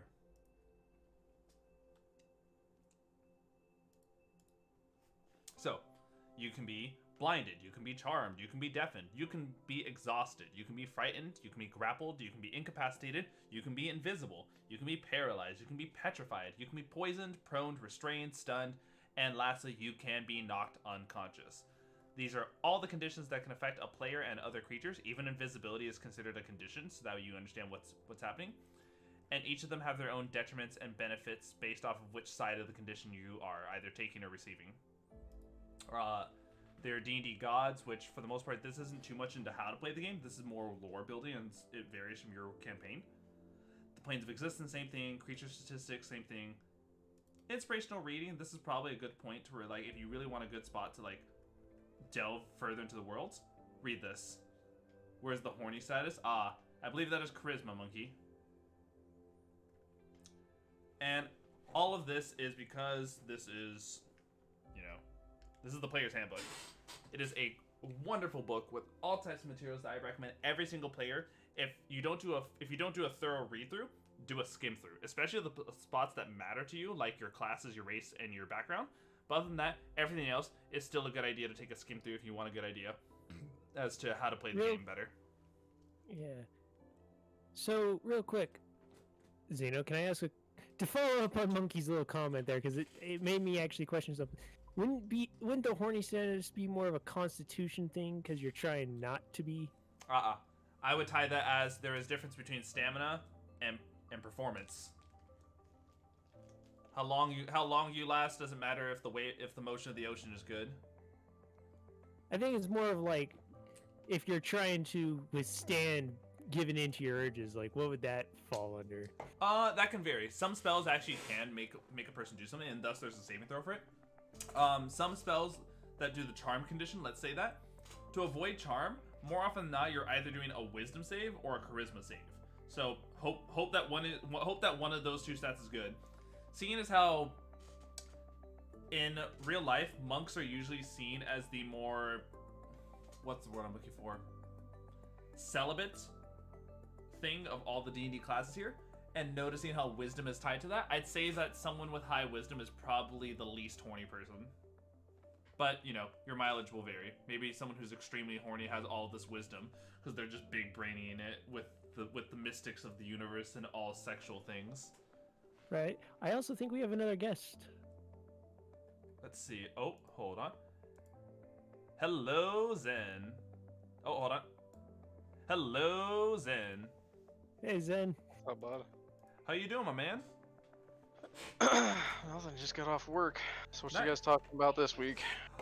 This week it is the D&D Workshop. So after kind of telling people, like, you know, what D&D is and running them through the basic rules, you know, telling people that you don't need to have the core rulebooks to play D&D, you can kind of just go with the basic rules in your own imagination.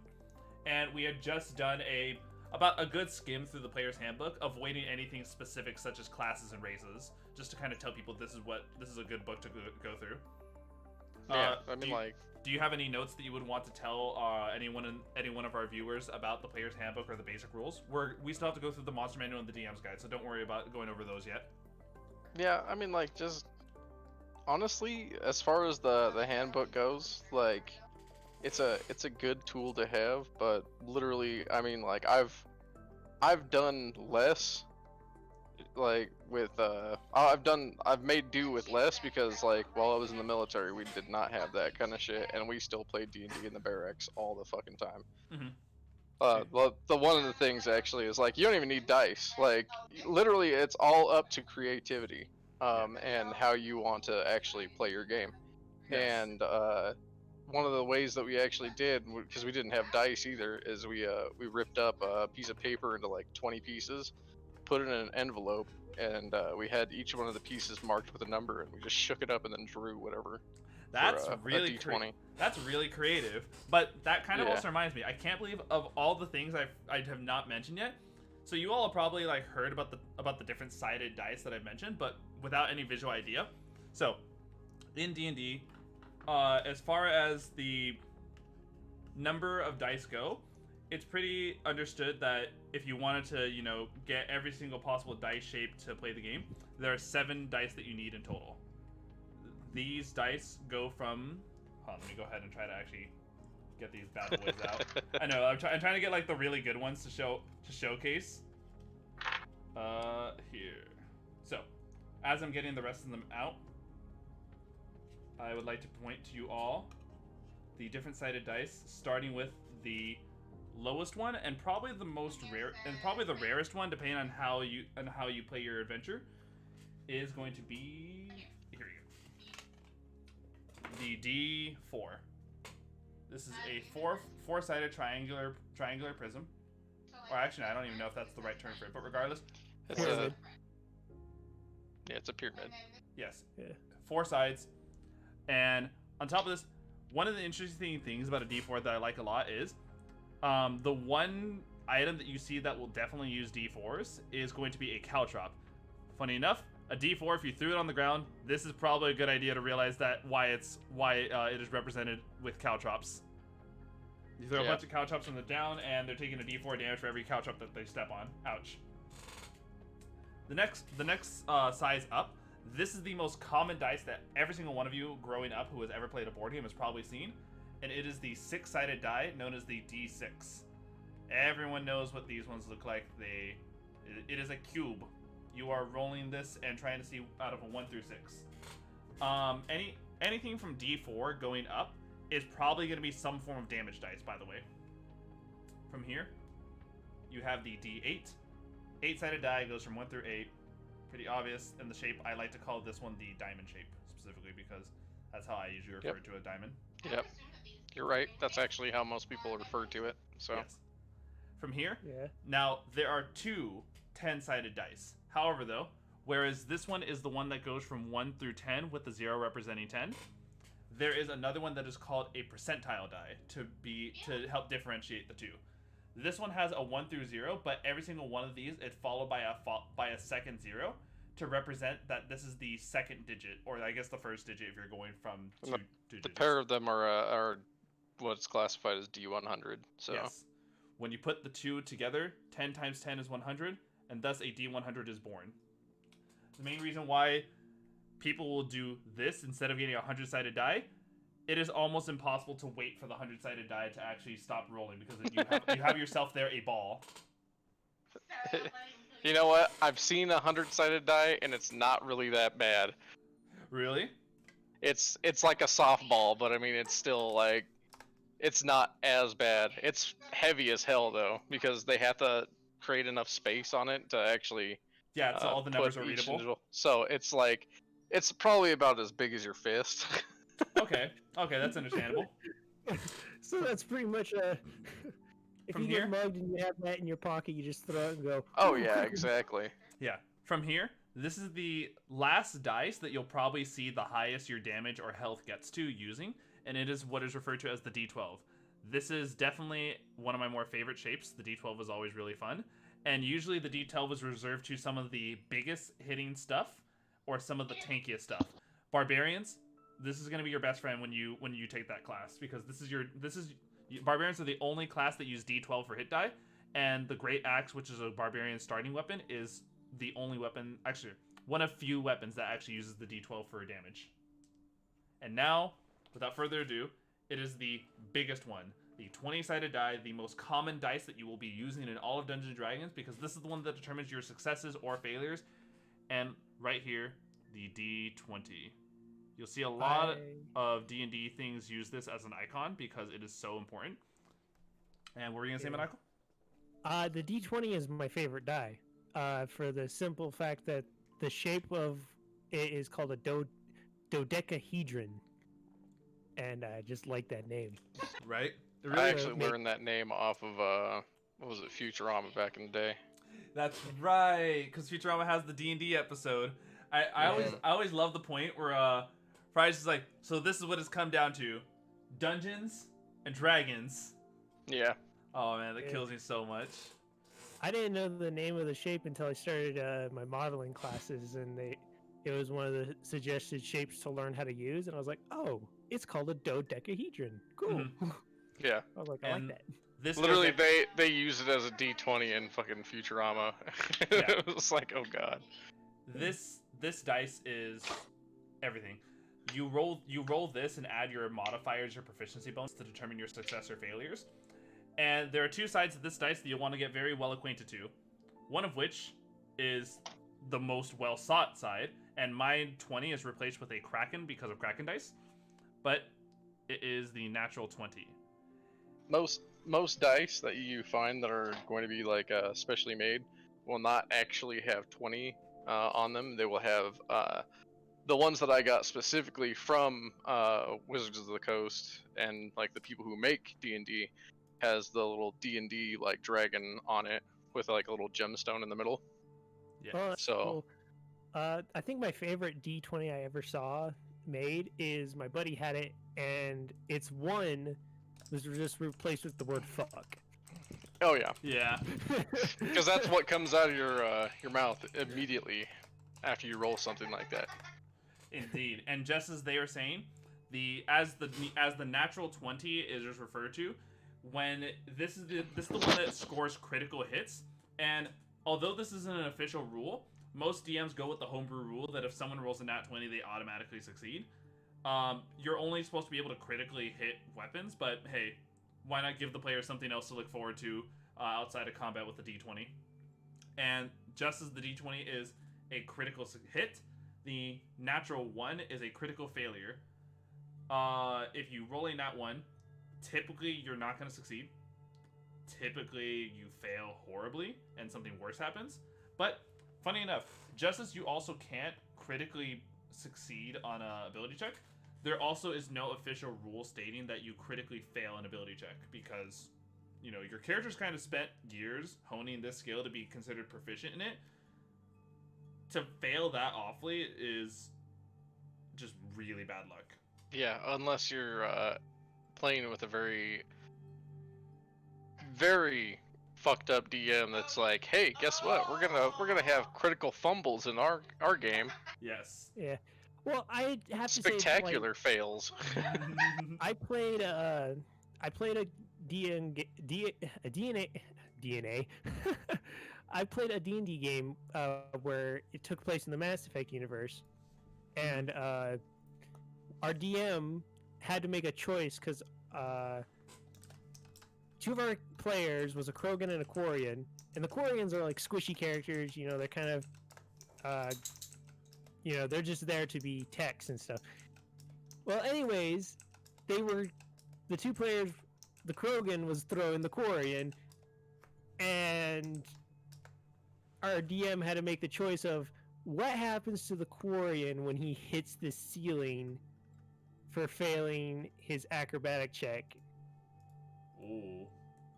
How'd that And since he rolled a 1, he had to make it to where the Quarian's faceplate cracked. And if you're not familiar with Quarians, if that faceplate cracks, they are suddenly a liability as a party member. go? Yep. That sounds just about right. Yeah. So like it was one of those moments where he was like, I had to make a call because it is a very critical failure on something that you should not have done. Yes. And so those are definitely the more like Zen says, you don't have to have dice. You don't have to have a lot of the stuff that D&D. You can really just improv everything.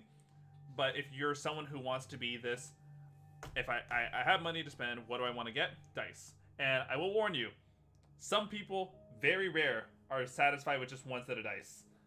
If you're like me, you will be referred to as a dice goblin, and you will want to collect all the different click-clacks that go crinkle crinkle and all shiny different colors. Also, dude, those are the kinds of people that you bring your dice to the fucking the game that you're playing. If you're playing in person, you'll bring a set of your favorite dice to a game that you're playing, and if there's another dice goblin, they're gonna try and take your shit.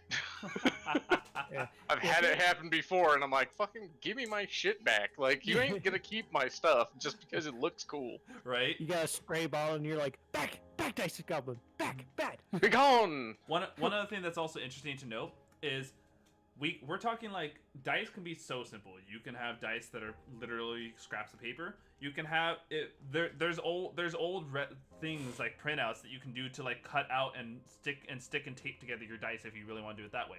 There's dice that are plastic, dice that are resin, dice that are so expensive they are made of actual gemstones, such as these.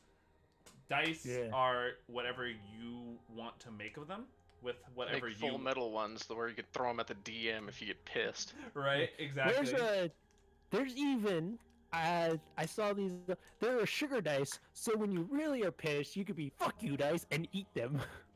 Oh yeah, like there's actually a company that specifically actually does that. Is they will make candy D&D dice, and they're really actually relatively inexpensive too. They're actually pretty cheap, but yeah, they're made to be eaten, along with they like little potions and stuff too. So it's really neat. I've seen it like advertised and everything before. So Mm-hmm. Yeah. And if you are gonna make dice out of paper, I suggest poster board or cardstock. Yes. Very malleable stuff, but yet very sturdy. I mean, you can make them out of styrofoam if you really want to. Right, exactly. Ooh, that would be kind of a fun build. Exactly. Especially if you made them like really big ones, and you just like. Exactly. Like all it has to do is just land on a side. Now try and not make them weighted, but I mean, you know, you gotta kind of balance it all out. But yeah. Yeah. Do not make loaded dice. Don't be that guy. Yes. And so, with dice, your player's handbook, and so forth, we've kind of explained a lot of the tools that the player themselves will be using. Granted, the next two books the player can also look through, especially if they want to do more than just be a player. But we're gonna go with the Monster Manual and the DM's Guide. I'll let you know right now, the Monster Manual is pretty obvious. The only reason we're pulling this up is because this is the book that has the statistics for almost every single monster in D&D, at least a lot of the core ones. And I mean, that's kind of that. I don't know what else to say other than it has the monsters categorized in overall categories. So the dragons are here, the zombies are here, vampires, jackal-wares, mimics. They're all here. You open the book, read their statistics, and you know how to play them. We went over that earlier with the bandit, but everything you need to know about how powerful the monster is in this book. This is essentially their Tinder profile. Exactly. A joke for the Monster Manual is the waifu catalog, and That is definitely something I was that trying not to make that. nah, don't worry, I enjoy that one.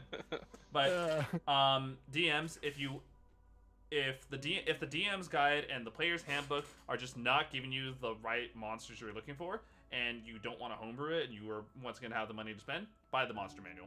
The monster manual has all the books that has almost every single monster you need, from the weakest monster to the cat, all the way to D&D's most powerful monster known as the Tarrasque, which is Godzilla, that has anti-magic scales. So essentially, Bahamut from Final Fantasy. Right. And now here is probably the one that is, I think, the thickest of the three. It is the Dungeon Master's Guide.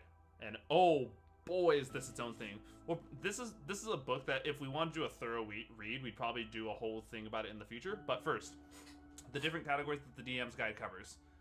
A world of your own, creating a multiverse, creating adventures, creating non-player characters, adventure environments, between adventures, treasure, running the game, Dungeon Master's Workshop, and appendices. Now, of all these categories, the first one that you should probably be going to is not the beginning with the world of your own. It's probably how to run the game, because more often than not, you're probably looking how to run the game in the first place. You've already had some sort of inkling of what to do with the things. Maybe you picked up one of the pre-made modules, and so you're content with using what's in there. And all you need to know is like, what do I do in the event of this? So that's the one we're kind of going to focus on today, is running the game. First and foremost, you as a DM are, I said this before, you are the narrator, you are the creatures in the world, and you are also the referee. Not just for the rules of the game, but also the rules at the table. Everyone at the table should foster a form of respect to the DM and understand that what the DM says goes. Now, as much as I say what the DM says goes, don't be one of those DMs who is either a real asshole with the way his table rules runs, but also don't be one that's too lenient that your players are running the game more than you are. This would be something that you are the narrator. There should be a form of understanding that this is your game and this is your table. Or in some cases, you're the elder god that likes to pop in every once in a while. Exactly. You want to avoid distractions typically at the game. It's kind of this is a hard one to avoid because there's always going to be something going on. Someone has their phone at the table. Someone has a kid that they need to attend to. Someone has something that is on their mind while they're playing the game. And while we can try to avoid distractions, the D&D is not without distractions. You'll definitely have some of the most enjoyment of your time when you have finally found that one sweet spot in your life where you can just really disconnect from everything and go just into D&D. But that's something you want to try to avoid as much as possible, and if you can't, roll with it. You guys have heard in my games before, Lola's always doing her thing in here, a player's having something going on, and maybe a player is having something else that they have to be doing at the side as a priority, and that's fine. They were able to attend the game, and they were able to avoid distractions as much as they can possibly can while still attending the game. I think, if anything, avoid distractions should probably just be added on top of avoiding distractions. If you can't, then try to be as attentive as possible. If your best attentiveness is you doing homework on the side with D&D still being present, then that's good enough for most DMs. Yeah. And I was just gonna add on, if you are dealing with a distraction or something, try to make it to where your character is out of combat or out of play before you attend to whatever it is you're doing. For me, an example is I have to help my mom, sister, my animals, and I tend to make sure my character is if we're in the session of everyone's just going around talking and stuff, I was I will set my character up in a pub or something somewhere where he's just enjoying a drink, he's not liable for anything. Or if you're in combat, hide behind something, But again, I agree with try not to make that a common thing or something like that to where you become a hindrance to the party. And here's one that I think is a really important one that a lot of people are going to forget. Have snacks. Have some sort of finger food, drinks. Usually before stream, I always grab either a Gatorade, a water, or just something out to fill up my I'm forgetting the name of this, but something that can help keep you sustained while you're flagon. Yes, my flagon, right? So, Yeah. water is very important. Stay hydrated. Especially if you're the talkative player, you're gonna want water to keep that throat nice and moist. So that way you don't dry yourself up and eventually wake up with a sore throat the next day. Bring Nah. snacks. Especially if do you're it. doing voices. Do it. Yeah. Do it anyways, because it's gonna make your voice stronger. Right. No. Make sure to bring some snacks. It's good to keep yourself energized. If you find yourself lacking the energy at the table, maybe bringing like a quick little thing of Skittles, M&Ms, even like a little like what's the word, the trail mix bags. That's super good. I fucking love trail Chex Mix. Yes, Chex Mix. Yeah, bro. Well, that's a completely different thing from trail mix. Well, Chex Mix is fucking great too. So don't even dare. Yeah. I never said Chex Mix wasn't bad. I just said You it's know what? different from I trail heard the mix. naysaying in your fucking voice. All right, boys. All right, we can settle this one way. Time to roll initiative. All right. And so, with having snacks, 11. fostering some sort of respect at the table, and avoiding distractions, or at least trying your best to be attentive, these are the most basic things that are needed to run a game very well before we actually get to the table. From here, table talk. I cannot stress this enough, but there are some elements that you just cannot talk about the table. Especially if some elements someone has a little bit of PTSD, a little bit of bad history with, try not to do too much of it at the table. If it's unavoidable because, let's say, it's pre-made module and the player just does not enjoy it, maybe try to find a way to push it aside. Don't expose as much of it to that player. But D&D is about making a safe and comfortable place where you all can do collaborative storytelling. If you are not making a comfortable place for your players, or you as a player are not making the game enjoyable for your DM and your fellow players, leave. You're not adding to the table. You are not making this any more fun for anyone else, even if it's fun purely for you. This is a team-based game. If you wanted to go write your own story because you're a DM who doesn't want to listen to the players, go write a book. If you wanted to be the badass hero and ignore all of your friends and allies, go play Witcher or whatever. Go play Skyrim. Yeah. It's got mods. If you're here for collaborative storytelling and you are good for a safe environment, keep it going with everyone else. If that's not what you're here for, then you're kind of at the wrong area. If you're here to clap goblin cheeks and have fun, then that's the right way to play the game. Exactly, right? I can get with Zen on that. We might not agree on trail mix and Chex Mix, but we do agree on that. And so, here's a little bit about dice rolling. I kind of already stated it before, but fudging your dice can make the game. Typically, the person who fudges the dice is the DMs, because the DM will fudge the dice either to make the story more advanced, give the players an easier time, or if the players are having too easy of a time, maybe you start fudging the dice to give a few nat 20s to the enemies here and there. Also, you could just, surprise them and be like, hey, guess what? There's another wave coming. Right, exactly. Yeah. Improv is a huge part of D&D. 100%. Let's see. Rolling attacks and damage, it's pretty obvious. Rule discussions. If you guys are confused on rules, don't forget that you can always, at any point, pause the game, either before, after, or in the middle of the session, where you guys can just talk about how you want something to be ruled. And here is another thing that I know a lot of people are going to have an issue with, especially for first-timers, and it's called metagame thinking. So, Yes. I, as the DM, am telling you guys how an environment is shaped, and all of a sudden you guys split off, and the rogue decides to go on ahead to scout for the rest of everyone else. So, the rogue goes to a room and sees this situation, that situation, and all of a sudden one of the players, who once again, their character is not physically there, is telling the rogue what to do. A, that's backseat gaming. It's kind of rude. And B, your character does not see what the rogue sees. So if your character is not there, your character should do what he is currently doing and be quiet as though he doesn't know what's happening. Oh yeah, I mean, metagaming also goes like, say the rogue saw something that's only known to them, and you have another player go, well, I'm gonna go into this room and I'm gonna check out that. It's like you have no clue about this, so how could your character even know about it? Like, this just, you gotta keep in the mindset of like, this is what your character knows as a player. As the DM, you gotta know what everybody's doing, but as a player, your sole focus is to basically, I'm gonna keep in mind what my character actually knows, sees, that kind of stuff. If they don't, And this is the thing: is the DM also may tell you some information that's relevant only to you, and say like, "This is what you know." That doesn't mean that anybody else in your party knows that information unless you share that information with them. Exactly. So you have to expressly say that you're going to share that information. Mm-hmm. And that's a very so good... that way everybody else at the table can then contribute. Exactly. And that's also a very good thing to know. There's a good phrase to use when you're at the table, and that's term out of game. So the DM, the players can also just say out of game.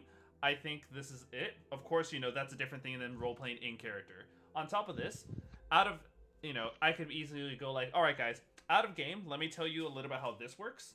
And now in game, now you can roll a history check.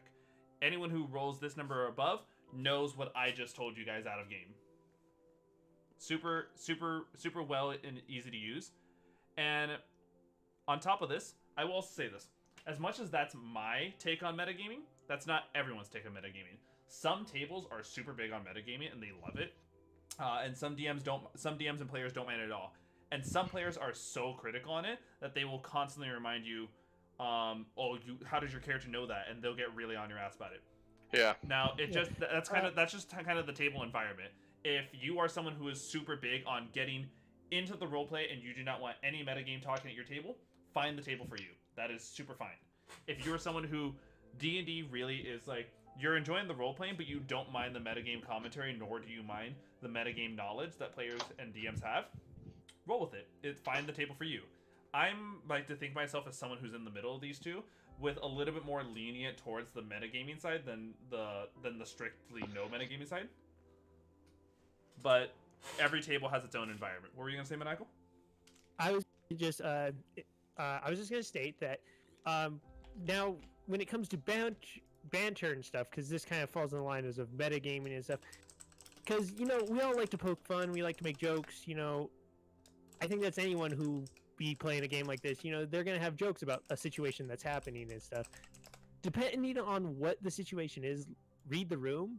Yeah, go ahead, make a few ribbing jokes about like, if your rogue does go into a room and he finds a treasure chest and it turns out to be a mimic, if you're gonna make some type of joke like, I got catfished again, that's fine, but don't make it sound like what's happened.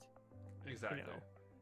Yeah. And it's just every table has its environment. There's another thing that you are also going to want to know, and you're going to run into the issue, which is missing players. Sometimes the table has, let's say you are a party of 6 players and 1 DM, and kind of one of the hardest things to run into is always having the table filled, especially with everyone having different schedulings, different things going on. It's hard to get all 6 players to show up, but it is doable. In the event of a missing player, there's workarounds besides just outright canceling the game because one player didn't show up. You can have another player run the missing player's character. Typically, I would only rule this if the person who's running the missing player's character knows them very well. Maybe they are someone who helped them in character creation, so they really have an idea of the player's mindset on the character.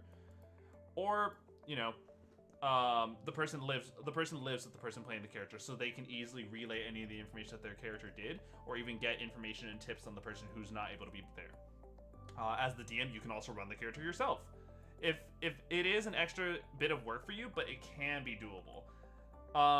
It's usually hard for the player and the DM if the DM isn't already close to the player or understands the mindset going into it. So take that with a little bit of grain of salt. You don't have to take the extra burden. You can. In which case, you can just go down to deciding that the character just isn't there. This is one of the easiest things that you can do.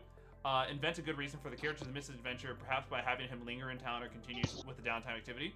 Leave a way for the character to rejoin the party when the player returns. This one is a little bit funny. I love using this one, especially in a more metagame form. For example, you guys are any of you who have seen the Tuesday games would know that whenever on the past few times when Defender is not able to make it, he is a Warforged. So there's a running joke that he's usually in reboot mode a lot of the time.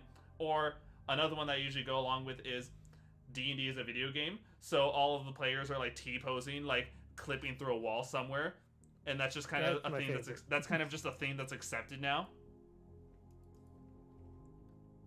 Yeah, it's like I love the T-pose thing because you can run so many things with that, especially like where if you let the characters get meta with it, they're like, "Hey, is there something wrong with him?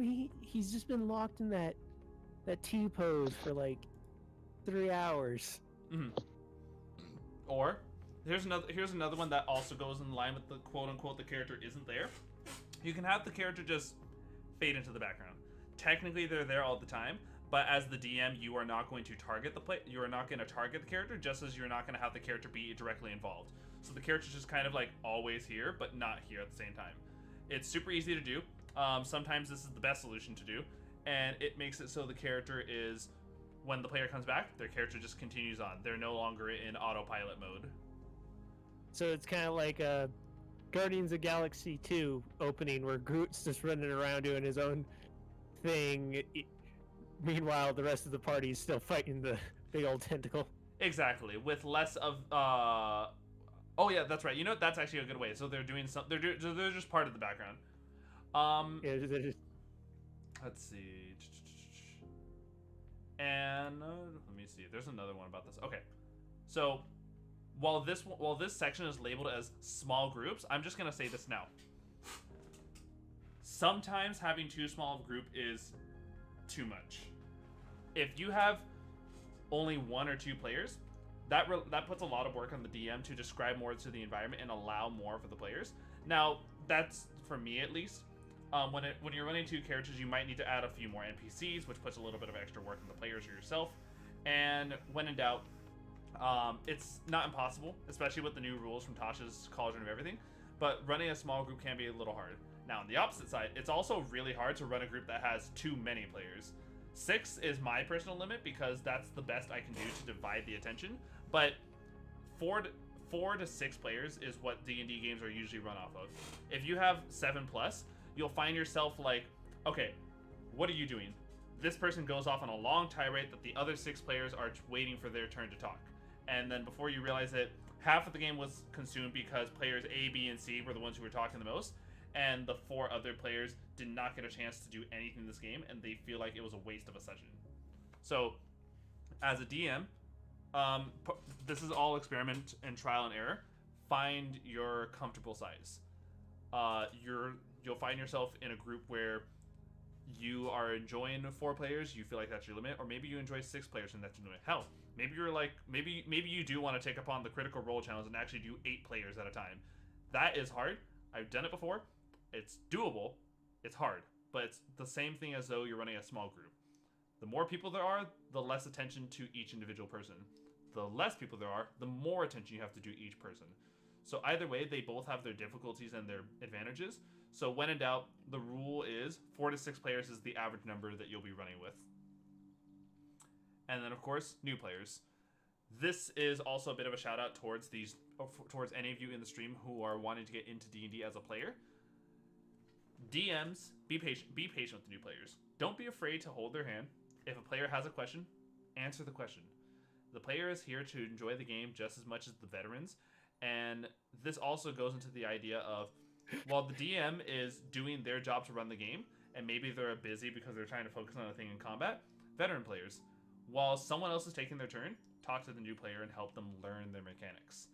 Especially if, as a veteran player, you are someone who, oh, new player wants to play a bard. I have a lot of experience playing bards. Let me give you a few tips on how to use bard and how to make them really utilized, so you don't end up wasting a lot of your features and not having fun with this class. I think it is everyone's responsibility at the table to help the new player out. Not just the DM, but any other players who might have insight on how to be helpful. The way you described new players, not to be offended, because I was a new player at 1.2. It's just the way you described it made them sound like, you know, a toddler that someone brought to work, and they're like, "I want to be a barbarian," and you're like, "Oh, you go out there and be the best barbarian you can be, champ." Exactly. You gotta help them out, players, and don't forget, even veteran players. This is a good thing for any player in DM. There is no dumb questions in D&D. As much as someone in the chat, and I know this particular person is going to try to ask me a quote unquote dumb question, It is a question regardless. Your curiosity has been piqued, and thus you want to know the answer. That is a common thing in D&D. There is no issue asking any questions at all at the table. Granted, if the question... There's a difference between a dumb question and a question that's meant to waste time. Questions that are meant to waste time are not fun, unless you're in the right environment for them. So I can definitely enjoy myself on an occasional question here and there that distracts us from the game. But if it pulls and turns this game into a stand-up show for the person, then you're not playing D&D, you're listening to his comedic act. And the roll of the dice. There are a few ways you can go. Some people are the dice are God. The dice determine everything. We roll for everything. Checks, sex, how much fun we're having, everything. Once again, table environment. Some people really love their dice and really love rolling the dice. Some people really are looking for that nat 20, and some people are just really wanting to just enjoy the sounds that their dice make. And there's another path, which is ignoring the dice. I've always been someone who, if you're trying to persuade your way out of something, tell me what you're saying, and sometimes if your persuasion is so good, I won't even have you roll. I'll just sometimes accept what you want to do as the persuasion and just let you pass. I feel like rolling the dice is good for those people who either lack improv skills or are not too good with role-playing their own character, and that's fine. You can do that, and the DM is here to help narrate what your character does. But just as there are people who aren't that good, maybe there's people who want to take a little bit of the spotlight and ignore the dice and explain what they're doing in great detail. I love rewarding those players. I love rewarding either players, whether or not they're really heavily on rolling the dice or really heavy on ignoring the dice and doing roleplay stuff. Either way, find your middle path, or find which path you're leaning to. You can either go full ignore, full rolling, or in the middle. What were you saying, Manako? I was just going to say, that is one thing I've liked about rolling with you, is if I do something, because you know me, I'm very thespian. So if I do a really good intimidation or a really good persuasion, I enjoy the fact of being rewarded that I was so good that I actually convinced the DM that he's like, nah, you don't need to roll the dice. But I don't feel cheated out of that when I still have to roll a die. Exactly. Because you keep a good middle ground with when it comes Zoria, you know she was new to DMing, she was new to D&D, and you were there to just be able to help her with her checks and stuff like that, because if she didn't have it, she wasn't sure what to say or anything like that, you were able to help along with that. Mm-hmm. And it's just, you just gotta find your middle. You gotta find your middle ground. As a DM, you'll find your crowd. You'll find your preferred playstyle. And so now that we've kind of understood rolling the dice, how it is to treat players, how it is at the rules of the table, let's go ahead and now talk about the actual game statistics, so such as ability checks. So ability checks are pretty obvious. D&D is a little bit of math, a little bit of roleplay, and a little bit of luck. The math part is definitely going to come in when you're rolling these dice. For example, let's say I'm going to take Zen's character here, known as Zenith, who is a very intelligent character. Zenith is pride on his lore about monsters in the world, and so whenever they come across a new monster, I usually try to give him an opportunity to make what is known as a history check, an arcana check, or a survival check, depending on the monster needed. And so he will say, I want to roll history. He looks at his character sheet, and if in character creation he chose to be proficient with history, then he gets to add his proficiency bonus, which can be from 2 to 6 depending on his level, plus your modifier for the stat tied to that. All of these history, arcana are both tied to intelligence, and survival is tied to wisdom. If he was more wise than he was intelligent, he'd probably go survival. But in this case, he is an intelligent person who has a stat of 20, which is the highest stat that someone can get to in the game without any magical help. And so 20, it is, I'm trying to remember this now, it's minus 10 cut in half. So 20 minus 10 is 10, cut in half is 5. And you always are rounding down. So if it was 19 minus 10 is 9, cut in half is 4.5, but we always round down, so then their modifier is 4. But in this case, we're working with 20. 20, he is level 15, so that's a plus 5 so that's a plus 5 proficiency. 5 plus 5 is 10. So this history check that he makes, He ended up rolling a 19, but 19 plus 10 is 29, and so he got a 29 total for the check. The DM himself knows the number that he was looking for to pass or succeed that check. In most cases, a 29 is probably going to succeed because the highest thing I've ever seen is like a 30. But regardless, it is up to the DM to determine how challenging it is. The DC or the difficulty challenge, yes, whatever, is the easiest thing you can give them is a 5. If they roll a 5 or higher, they get it. That's like minimal stuff. You don't. That's like someone who really wants to be rolling the dice often. 10 is a good average one where you're like, yeah, it's kind of like a 50-50 if you have no modifier to it. 15 is a little bit more challenging. 20 is pretty hard. 25 is really hard, and 30 is nearly impossible. And then from here, there's also contest. So what I just said with the history check was an ability check. But let's say in the event of a contest, 2 people are about to grapple each other in some real bare bones brawling. So what do we do here? We have the both of them make an athletics check. The higher of the 2 is the winner of this athletics grapple, and thus is the one who succeeds it. But, for example, we can do this. Strength is physical force and athleticism. You can use this, let's say a creature's trying to push its way through a door, but as the creature on the other side, you're trying to bar the door down with your own body. It's a competing athletics check here. Dexterity is sneaking, walking. Sorry, what's up? I just had a question on ability checks. When DMing with ability checks and stuff like that, so you choose between 5, 10, 15, 20, and 30, or is it just like you can. or is it just you can do more unique numbers like 18 or 17 because DCs aren't limited by the rule of 5. But when in doubt, if you're like if you need a quick improv DC and you don't know what to do, 5 is easy, 10 is okay, 15 is average, 20 is a little hard, 25 is very hard, and 30 is nearly impossible. Those numbers in integrations of 5 are the easiest thing to run if you just need a quick DC.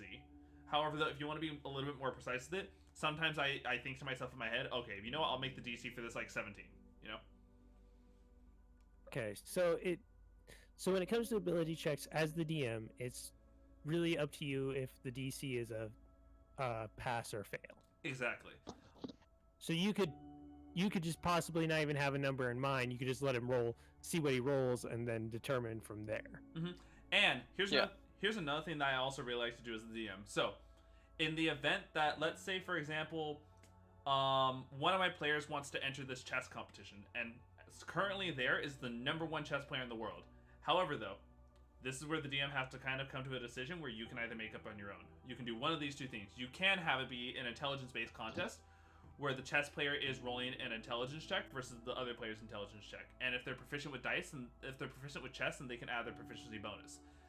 That can work. I personally am on the side of, in the event of a contest against something that is heavily against you, or maybe something that I really just rather be it more reliant on the player's luck than my luck, I'll assign it to a DC instead. In this case, let's say I was having this chess contest. A lot of times, if it's supposed to be someone that's really good, I won't even have the person who's like this chess master roll an intelligence check. I'll just have a preset DC to represent how good the person is. So let's say you're new to this. Let's say you're new to playing chess, and you're up against the chess master in the world. You know, chess isn't a game where luck is on your side. Chess is like heavily tactics based. So, you know, the 10-year-old isn't going to beat the world's #1 chess master based purely on luck. So that's why I make it that instead of the player rolling and they end up getting like, oh, I got 19 total and he rolled like a 5 total, that means I beat him. No, that's not how I would run it. I would run it as there's a DC to beat. And on top of this is also the instance where I would go on the official ruling that there is no way to critically score against this. You can't critically get lucky in this, and so I would make it not only a DC, but you can't really critical against it. But so, sorry, what's up? So going along with the chess game, so if they are proficient in chess, their character, so like, because I know one that you can have is a dragon chess set. Mm-hmm. So if like in the player's backstory, like they're also known as a chess champion. Like this is just an example. and they did roll a 20, me as the DM, I could just be like, yeah, you beat it. If I so chose, I could be like, yeah, you beat him. You just fucking destroyed him. Yep, exactly. So remember that. Let's say, for example, let's see. Hope you're having an awesome stream. Have an amazing rest of the night. Thank you so much, Whomper. We'll hope to see you off in either the future streams or continue on with us. And so, let's say, for example, the DC is 25. Okay. The player who has no proficiency with that dragon chest set will not get the proficiency bonus, which means that in order for them to beat this chess master on pure intelligence alone, they need a natural 20 to get 20 plus 5 is 25. That represents the fact that this is someone who may be smart but has never played chess in their life, so they don't have the experience with it. And now, I can take this another step further. I can make it that if this is someone who has no proficiency in chess because they've never played in their life, I'll just bump the DC up to 30 to represent the fact that no matter what they do, they cannot succeed this. That is a variable thing from DM to DM. Some DMs do want there to be a chance, but in the event of there shouldn't be a chance, but you still want the player to try, it's a good way to kind of represent where their gap is in the world, to let them know that there is no amount of luck that will get you to this point until you work to get to that point. And this also goes into you did to me. No, I gave you that belt of fire giant strength. I gave you that one. No, I'm talking about the chess match that I had with that fucking emperor. No, that one I actually had him roll. Yeah. Yeah, no, I know I earned that belt. I'll take that to my grave. Yeah. And so there's all these types of things that just go into it when you realize that you can do DC based stuff, you can do rolling based stuff, or if you don't even want to like have it go, Xanathar's Guide to Everything introduced a really interesting idea. You can roll 2 d10s and add 5 to the result. So in this case, I rolled 10, 5 plus 5 is 20. So that was the DC randomly determined for this challenge. In this case, I rolled a 8 and a 2. So that's 10 plus 5, that's 15. And now one last bit.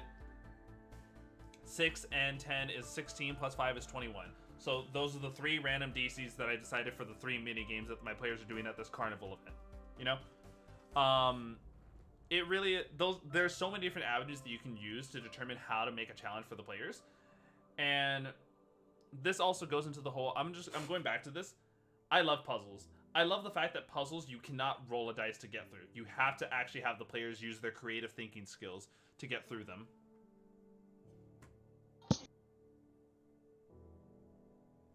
Let's see. Difficulty class. Oh, here we go. DC is also right here. How would you go about... So mentioning puzzles, like, as a DM, how would you go about setting up a puzzle that is both challenging but not difficult to where you're stopping your players from, you know, proceeding within the story? There's a few ways to go about this. You can do puzzles that are riddle based. That's a really good one if you have players who love wordplay. You can do puzzles that are more physically challenging. Let's say, for example, puzzles that I did on mine. Yes. Or, yeah, exactly. In Zen's case, when we were doing his campaign, there was a door on the other side of a room that would not open, and there were 10 slits of light in the ceiling above. When you realize that each of those slits of light could be covered with even some of the dirt in the room, to patch it, mushrooms around the room would light up, and when all the mushrooms are glowing, aka all those lights holes have been covered, the door opens on the other side. The players use their creative thinking skills to get through that. Here's another one that's also really fun. This one more works when you're physically there with your players, but you guys recall that old puzzle idea of here's the 3x3 grid, one of the blocks is missing, and we shuffled the blocks around. Good luck. Yeah. Yeah. It's really, you can really do all types of things. You can even make it like if it's like a physical game, hell, bring like a quick like little 20-piece puzzle set and be like, yep, do this, enjoy, this is it. Or you can explain to the players even this as well. You notice that the players are having their fun, maybe even have them do an intelligence check to solve most of the puzzle, right? And it takes them like 10 minutes to get through. But after scrounging about, they notice that one piece is missing, and so they have to look through the room. And then from there, You can add a wordplay to find the missing piece of the puzzle, and then from there, the missing piece of the puzzle is locked behind a physical challenge thing. You have created a three-part puzzle that had one part wordplay, one part creative problem-solving skills, and one part ability checks. You can do any combination of that. Puzzles are really based off of the DM. If you're looking for example puzzles, Google's going to be your best friend. Tasha's Cauldron of Everything provides really great example puzzles that also tell you how to customize the puzzles for your own purposes. And when in doubt, if you really are just having a hard time just making up your own puzzle, whether or not you have enough reference materials, steal a puzzle. There's no shame in not being able to come up with your own puzzles if you're too busy with your life to think of one yourself, or even if you just don't have the creative knowledge to make up a puzzle on your own. There's no shame in using the tools at your reach to do something for the players. I've already explained advantage and disadvantage, where you roll 2 dice and you keep either the higher or the lower depending on which one you get. But here's a good one. Inspiration. Inspiration is an additional D6, D8, whatever sided die you want to make of it, that can help add on to a player's ability. Inspiration is something that is given by either the DM or a bard.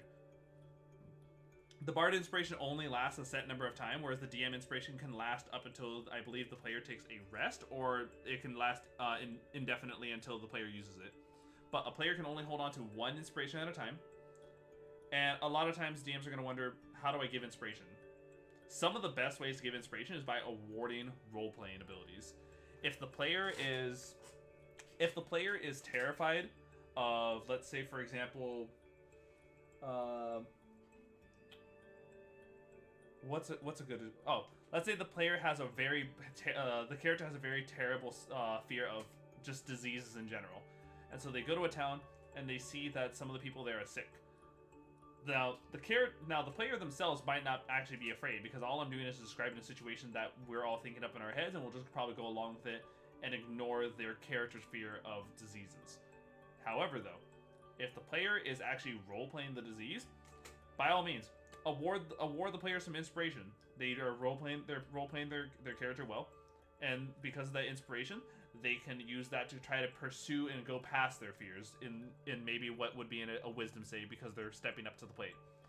Award it for them taking on heroic feats because they're actually, heroes of the day. Give them some inspiration along with some of the gold that they get. Maybe they get a reward for it as a victory. When they finish a tournament, they get some inspiration because they're riding the high of their tournament. Or, genre emulation, players inspiration. There's so many ways that you can go about giving inspiration to players. And inspiration is something as simple as, it can either be as little as a D4 to represent the small little adrenaline boost they get, to something as great as a D12 to represent that maybe they got like a really big boost of inspiration from something that they did recently. It could be riding the high of killing the dragon. They're like, yeah, I'm on top of the world. That's their inspiration. And so you can award the inspiration for any of those points. You can track the inspiration very well, and you can also just ignore inspiration overall. You don't have to use it, but it definitely is a really good tool to utilize to push the players in the right track that you want them to go in. Resolutions and consequences. Success at a cost. Failure can be tough, but the agony is compounded when a character fails by a barest margin. When the character fails a roll by 1 or 2, you can allow the character to succeed at the cost of complication or hindrance. Such complications can run along any of the following lines. This is a really good thing to keep in mind. So, the person who barely failed the fireball by 1 digit, give them the success if you really want to, but don't just give them the success because you can. Give them the success because it mattered to the adventure, and because it mattered to the adventure, give them a smaller thing. So on top of giving them half the damage that the fireball does, they also ended up falling prone because I gave you the pass, but at a cost of the fact that you do this.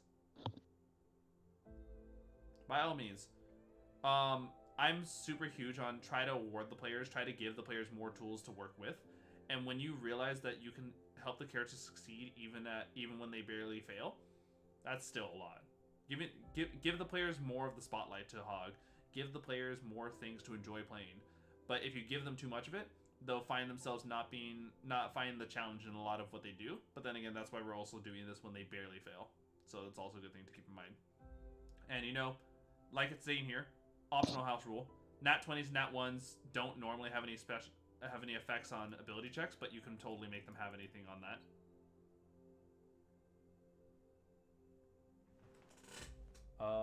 Let's see. Here we go. Here's a good thing about running the game that's also very important. Sorry about that. Using a map.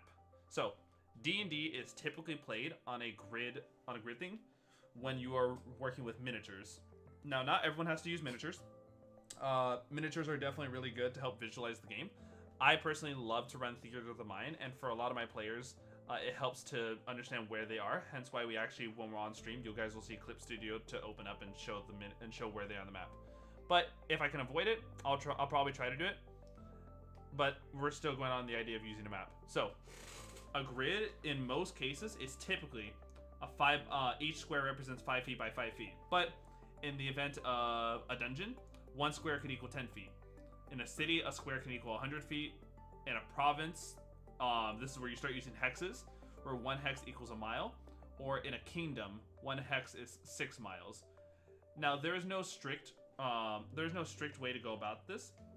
You could totally make it where it's just, 1 hex is actually 25 miles because this place is fucking huge. Or this 1 square is definitely 5 feet, but the process in which it takes to get from point A to point B can be really short. They also provide a map travel pace.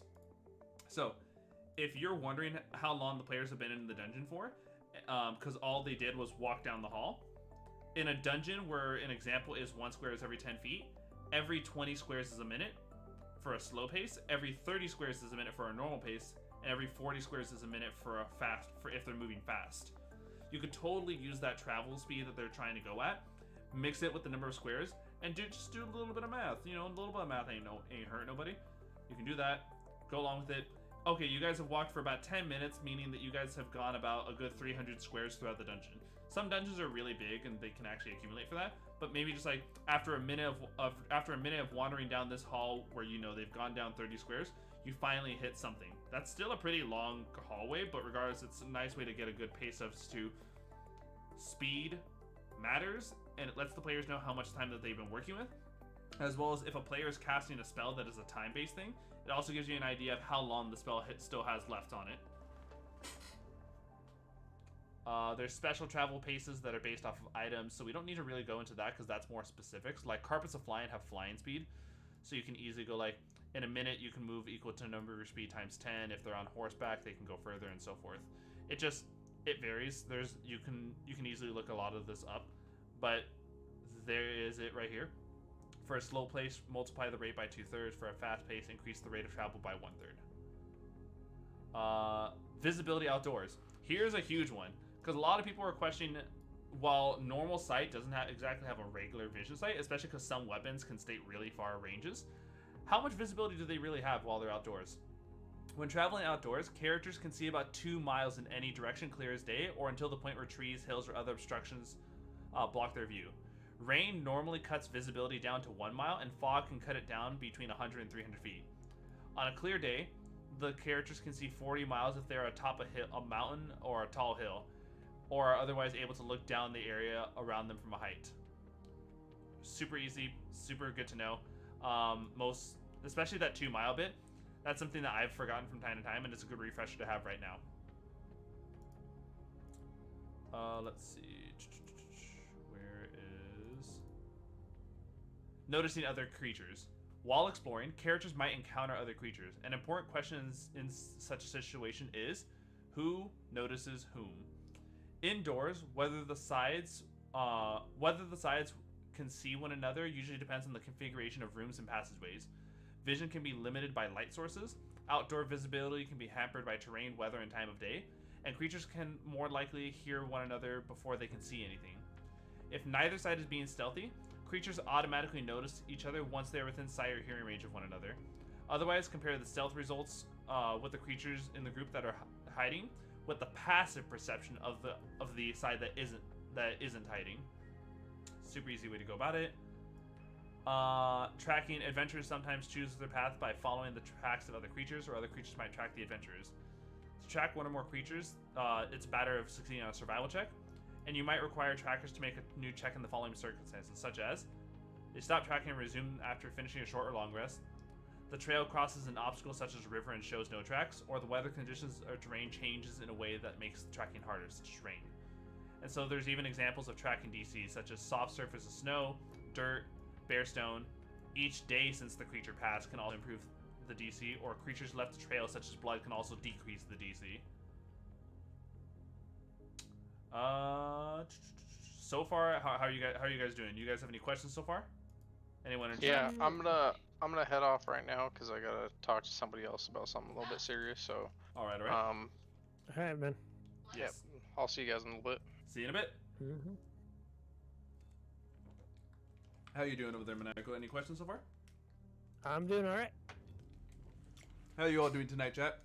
Any questions so far? I know I've been going on a long tirade about like everything that is in the DM's guide, but trust me, this is running the game.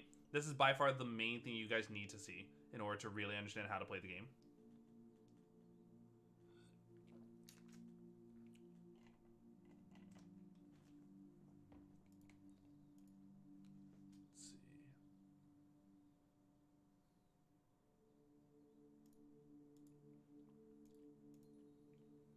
Let's see. All right. I'm assuming the silence means that there's no questions. So let's go ahead and move on to social interaction. During a social interaction, the adventurers usually have a goal. They want to extract information and secure aid. They're talking. They're trying to get something out of it. So typically there's 3 ways you can run this. Creatures can either be friendly, indifferent, or hostile. Friendly creatures are probably going to help the adventurers, and more than often than not, they'll probably be an automatic success, or at least that's how I run it. And you'll notice that when creatures are friendly, maybe they might not be an automatic success, but they have advantage towards asking them for help. And different creatures, maybe they need a little bit of persuading, maybe they need a little bit of money, maybe they need a quest in return, or maybe it's just have the players do a little bit of good talking. Maybe sometimes being polite, coming off on a good side, can turn an indifferent creature into a friendly creature, or pissing off someone can turn them hostile. Even if they're not hostile, that they don't necessarily want to attack them on sight, they can still be someone who does not want to help them because of bad reputation, and or maybe the characters have crossed that person before. Hostile creatures typically will not help in any regards, unless the players are providing something that the hostile person is probably seeing more of a success than a failure to them. But you can play out the conversation, change your attitudes. This is improv right here. Know how to improv your character, know their background, know their personality, and when you have all that going together, you can kind of come up to it. And I know here's definitely a hard part. Coming up with NPCs on the fly can be a little hard. But when in doubt, you can always make the NPC indifferent, because that's typically what most NPCs are. And if the players are treating the NPC nicely, change them to friendly ASAP. You're having a good time. And just like I said before, if the players are doing a bad job at impressing the NPC right away, who is supposed to be indifferent at the start, take them to hostile. They don't want to help them because they pissed them off. And no check will help them succeed that at all. You can, of course, do conversation reactions with charisma checks. There's persuasion, there's deception, or there's intimidation. And so you can see that there's all types of different ways. There's different avenues you can go down. This person isn't listening to me. I want to scare them with an intimidation check.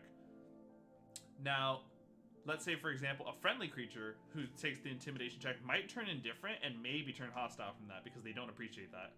An indifferent creature could take the intimidation as they are subdued or they become more hostile. And a hostile creature taking an intimidation check might turn indifferent, rarely turns friendly, and if anything, might either initiate combat with the creature or will just be so pissed that they're just going to leave the characters to their own devices. There's all types of different ways, and this is kind of where the whole role-playing and improv just comes into it. And as a DM, here's something I will say. Some of the most fun I ever have being a DM is using the voices. You can make them a super deep and girthy type of voice. Give this man some good old cojones on his chest. Or you can give him a little bit more of a flair. Give him this type of Elegant and pompous look to them. Oh, look at me. I'm rich and I'm famous. I do not want to step down to your adventurer levels. You know, voices make the characters, and if you're not a DM who wants to use voices, that's fine. If you are a DM, you're probably going to have a lot of fun working with it. And sometimes you don't even have to be good at voices. The attempt itself is really showing a lot of effort. And don't forget, use your expressions. Body language and facial expressions really go a long way with the stuff. And when you're role-playing the character, do not forget, interact with the players. You are role-playing for the players to understand what's going on, so give the players something to work with when it comes down to playing the game. From here, this is kind of more stuff that gets a little bit more specific, and I do think we are starting to run out of time with our session. So I wanted to go ahead and take a stop here and present to you all a homework assignment. If for those who have been wanting to learn how to play the game, those who have been wanting to learn how to DM, and so forth. So here is the idea I have. Let me pull it up. Okay, so DMs and whether or not you're a DM or a player, here's a fun little type of thing I would love to see you guys try. If you have me on Discord, you can message me there. I think you can also message on Twitch, but Discord is definitely much more preferred. I want you guys to set up an encounter, a scenery encounter specifically, and the way this goes is it's a 3-step process. Describe the scenery. Don't just say how it looks. Tell the player what they hear, what they smell, hell, even whatever they're tasting right now. Describe the predicament the player finds themselves in. This can be something as simple as being held prisoner to being hogtied and taken to a cannibal camp. And point out any tools the players might have and then see how they go from there. But remember, tools don't have to only be objects. They can even be allies that are nearby or enemies that are appearing to be timid or more weak that can possibly be useful. An example of this is, let me find this right here. Okay. This is a scenario called You're the Next Sacrifice. You're under a spell and cannot move. You find yourself draped over an altar which is wet, warm, and reeks of blood. A cultist priest stands above you, a dagger glistening with blood pointing down at your exposed chest as he intones a ritual. Several cult members are on their knees chanting in unison, "You're the next sacrifice." Your party are likewise under a spell and standing against the wall, but you do not see the rogue. The sharp, familiar sense of pain explodes in your mind. You see a small throwing dagger sticking in your forearm. You found the rogue. Pain from the wound breaks the spell, and as the priest chanting rises an octave, you are free to move once more. What is your class, and what do you do? Super easy way to kind of present this. I am going to actually go ahead and also post the template that is going to be useful to everyone. And I will be posting this in the D&D bit of my Discord server. And I'm going to pin it for those who wish to utilize this template and try to make up their own scenario. If you have a scenario and you want to send it to me, go along. And on top of this, for everyone who partakes in this, I am also going to assign a scenario to someone to tell me what you do in that situation. So that way everyone has a good example of what it's like to be a DM making a scenario, and everyone has a good idea of what it's like to be a player. And like always, everyone, I want to thank you all so much for tuning on in. It's always a pleasure having you guys watch and join us for this fun. And if you enjoyed today's content, be sure to subscribe to the channel by following and subscribing on Twitch. For more stream notifications, possible chances to participate, and content polls, follow the Twitter and join the Undead Legion on Discord. And for any previous stream VODs such as today, check out the XenoLich's YouTube channel. Be safe and have a good night.